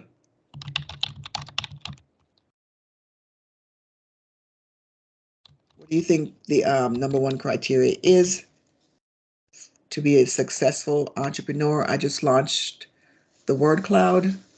So just put in a one-word answer or number one criteria for being a successful entrepreneur. Let's see what you guys think.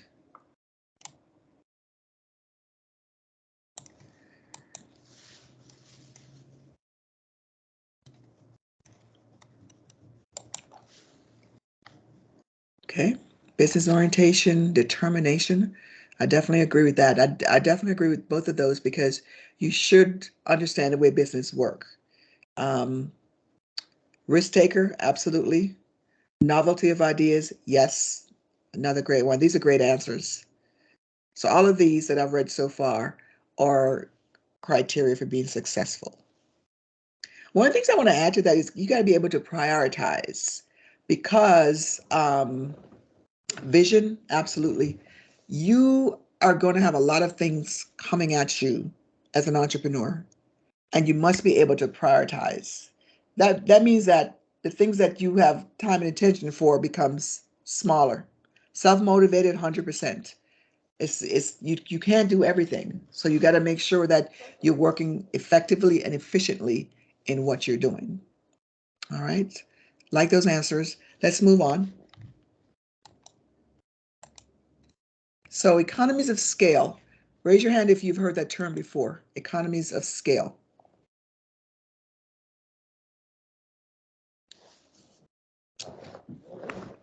All right, you haven't had that term before. So what it means is that, in a nutshell, is that if you are somebody like a Walmart, do you have Walmart in your country? Anybody have Walmart in their countries? Walmart. No? This is just the US? Only in US. We have similar here. You have a big only store, in US. like, yeah. Big like, store, yes. We have Okay. here in Canada. Okay. So these stores, if you notice one thing about these stores is that when you go in there, you can buy stuff cheaper than you would other places, right? Do you notice that about those stores? Yes? Yes. Yes. Okay. Why do you think that is?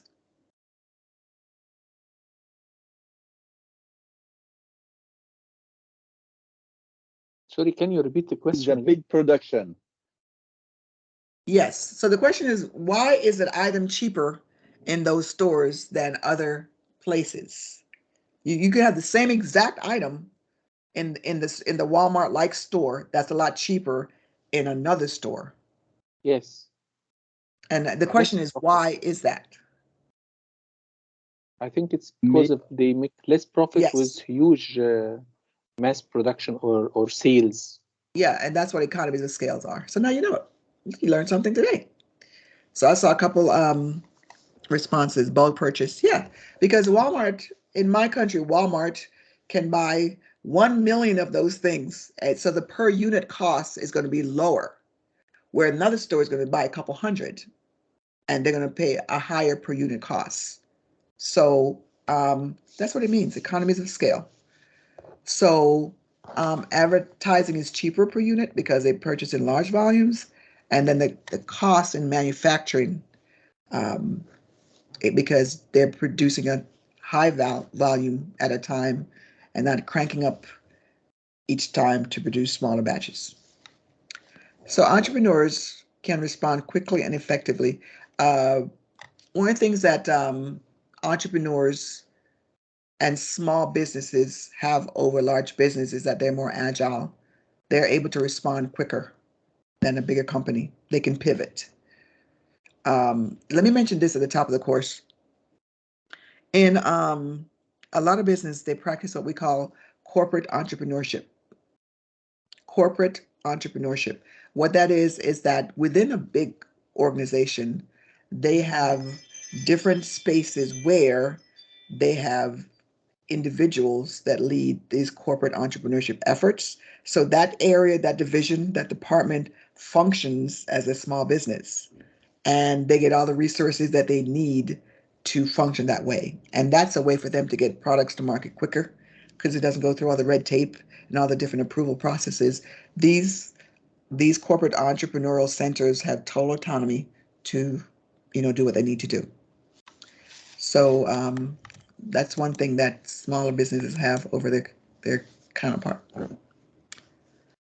So in terms of being an entrepreneur, you must have an effective sales generation model. Think about the business plan. Remember that part of the business plan is you're going to show the investors how you're going to generate the sales. So think about that. You must have a sustainable operating profit margins. So that's where the pro forma comes in, where you're saying this is what we're going to have in month one in terms of income and expenses, and this is going to be a profit. That's the difference between the two. And it's got to be sustainable, right? Not just one and done. And you got to be properly financed, right? So you got to be able to show your finances. That's why a lot of times investors want to see 3 to 5 years that you're being financed and you're able to operate. Okay, so in the US, brief history. So our success is really tied to small businesses, and that makes sense because 99% of our businesses are small. So in the 1880s, all businesses were small, and then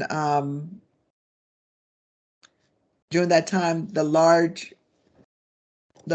industrial, and we were industrial at that time. It was like the Industrial Revolution during that time. So they were small. In the 1930s came the Great Depression that wiped a lot of things out, including the small business. And then we saw 40 years later, the late 70s and early 80s, small businesses rose to fill the void of declining large businesses. So that means that you had large businesses that was, popping up, but then they started to decline. It means that there were gaps. So then the small businesses rose to fill that gap. And as I said, as has been shown, these businesses have historically been the backbone of the success of this company. So 99%, that's a pretty significant amount. Okay. So this is this figure 1-1 is just a business history of the US. So we see in the 1700s, and I won't bore you with all the details. So we have this map from the 1600s to 2010. So we see that in the 1700s, the Industrial Revolution, Boston Tea Party, et cetera, et cetera. In 1792, the New York Stock Exchange. If you want to trade in capital markets, that's good to be acquainted with. We have the Erie Canal. You see anything that's interesting here? The Gold Rush, 1848. Oil well being produced. The railroad. The Panama Canal opens. That means that we can trade globally. And also during that time, Ford introduces the Model T. We're taking flight during that time. The Wright brothers. This is notable. The stock market crash. That was something that was really disastrous in the country. So let's get more current, because most of you don't even the 70s. So we got Amazon, that was founded in 94, Google in 98, Instagram. This is more up to date, and so forth. So this just gives you a history of the businesses, and keep in mind that when you look at all of this stuff happening, 99% of this going on is going to be small business. Just a brief history lesson.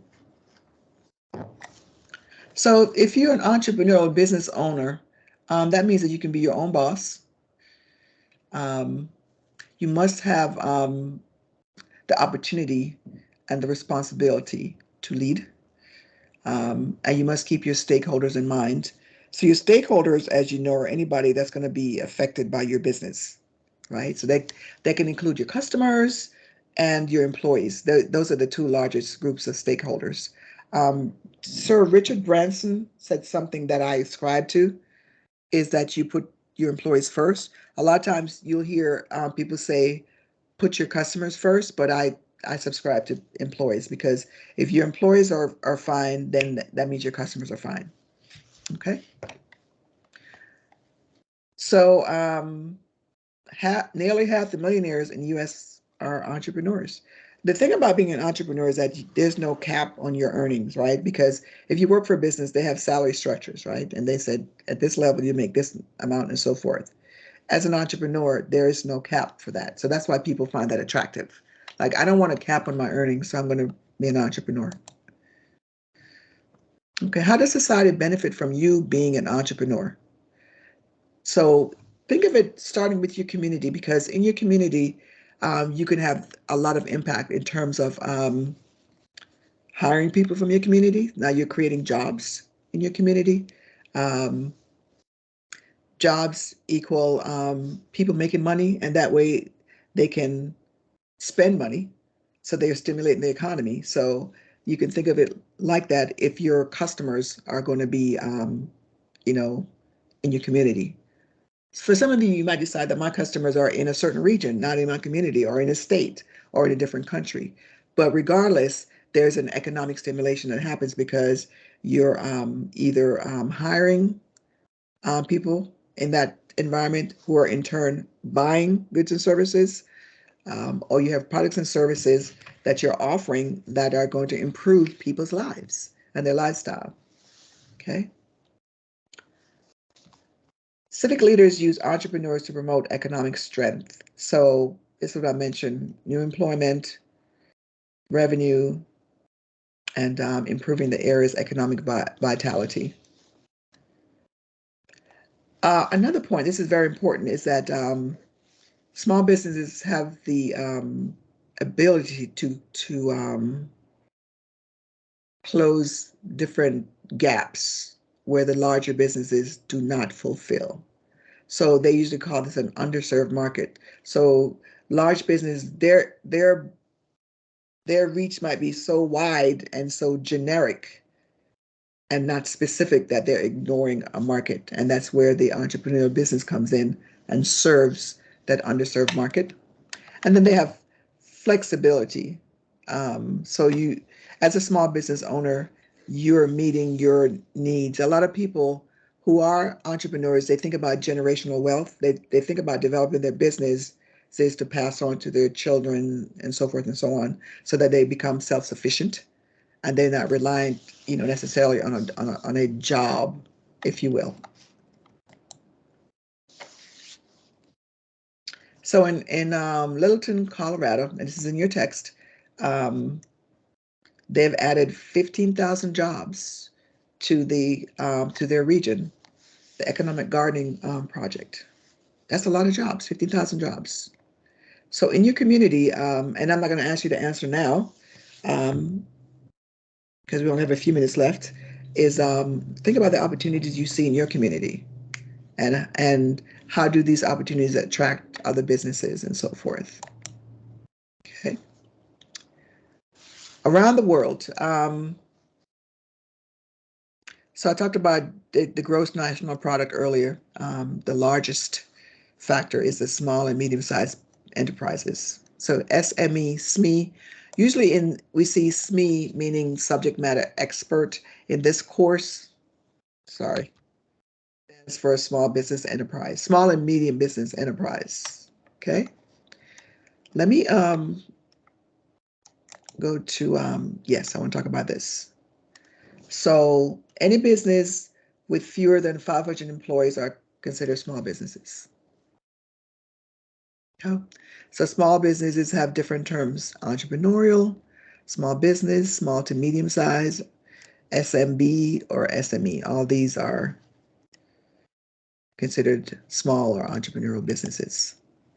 Let's talk about venture capital startups. These are people that provide money, if you will, to fund your business. And Shark Tank is an example of that. They're formed with a harvest plan in place. Harvest means that, as I mentioned earlier, that you're going to grow the business to a certain degree and then you're going to exit. You're going to sell the business. So that's what harvest plan is. So when you see these terms that are like this, usually they're in your quiz. Okay, they're organized to grow quickly. They're very leveraged by debt because someone is giving the money to develop them. They have a developed organizational structure. That's where in your plan you actually have the layout of the different leaders and the different roles, what they're going to do. They usually hire a president to grow the firm. So they'll hire a CEO as a president to lead the organization. They tend to develop in multiple locations. It's inherently risky. I talked about how risky you are. And they employ a large number of people. All right. We have entrepreneurial firms, on the other hand, that are self-funded or closely funded. That means that family members and friends are helping you to fund the business.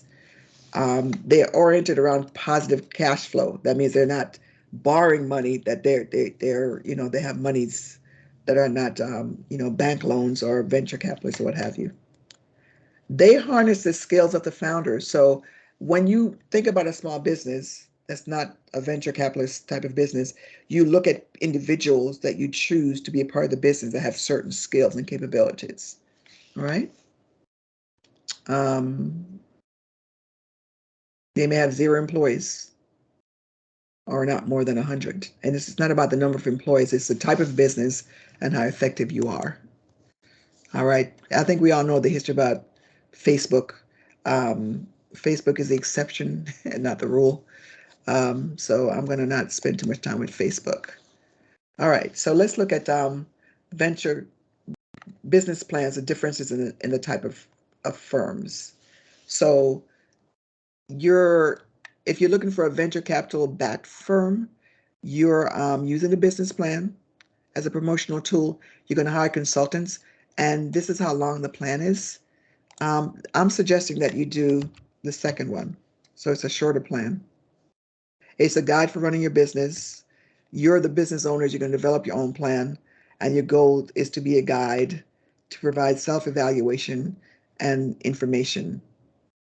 Okay, so this is what you're going to do. This is where you are in terms of your business plan. Okay. The business planning process, and I do have a look on the time, and I apologize that in the future, we're going to actually spend less time because we don't have to go over the whole syllabus and the introductions and what have you. So please bear with me. So this text is going to provide how to build the plan. And if you do it incrementally every week, there won't be a mad rush and complete the entire plan. So there's no cookie cutter business plan programs. So you're going to modify it to meet your specific business. You should develop the elements of your plan as you finish each chapter. Okay, so don't be intimidated by the effort, because after each chapter you're going to develop the plan. Okay, so you'll start by this 1-page pitch for the business once you guys come together and decide what it's going to be. Okay, a lean startup, that means that you need to, when you're lean, that means that you don't have you're agile. You don't have a lot of bureaucracy and other things that prevent you from making decisions quickly or to change quickly. Okay, you want to focus on starting a business. This is for you and your teams that generates something that the customer actually desires. So look about in the marketplace and think, what would benefit customers in this market or in this country, in this region? Okay, you want to seek a model that's scalable, so you can start small, but the model should be so solid that you can scale it and go bigger based on the foundation and the infrastructure you put in place. So you're putting your funding in place, understanding your market, understanding your competition, having great leadership, then you can scale from there. Okay. If you have a product or service, being lean, that you can quickly test and experiment on the product or service. A lot of times you have focus groups where people can, you could tell people about your product and they can give you feedback on the product or service to see if it's viable. It's very important, if you're doing a real business, is to do focus groups. You may want to include that in your plan, that you want people to actually test drive it to see what opportunities there are to improve it. Flexibility and adaptability to change will be the nature of your business. Okay, so that is chapter 1. I'm going to stop sharing, and we're right on time. I want to see if there are any final questions before we break for the day. Anybody have any questions before we break? Everyone's good? All right. Have a great rest of your weekend. You can send me messages via WhatsApp, or you can email me and I'll respond. So if you have any questions about the text or the assignments this week, and make sure that you're able to get your book because it's important that you not only listen to the lecture, but you actually read the chapter in the book. It's very important that you do that. All right. Have a great weekend, everyone. You're welcome, Samia. Have a great weekend. Thank you very much. And happy Dr. King's Day tomorrow. Yes. Yeah, I have a question regarding our syllabus for this weekly quizzes and assignment. I'm worried about this because if we do the weekly assignment and quizzes, how about our time to do the research? You're gonna have to manage your time accordingly. So I'm not going to prescribe the time for you to do certain things. You have priorities in this program. So you're going to find the best time to complete your priorities. The two things that you're doing in week one is there's going to be less teamwork in week one. And I think you've got to let go of the notion that you're going to create a business plan in one day or 1 week. You have 14 weeks to do your research and create the plan. That is more than enough time to do so, just so you know. So I want you to take a step back from the big picture and just focus on the things that's right in front of you. This week, I'm going to assign you the teams.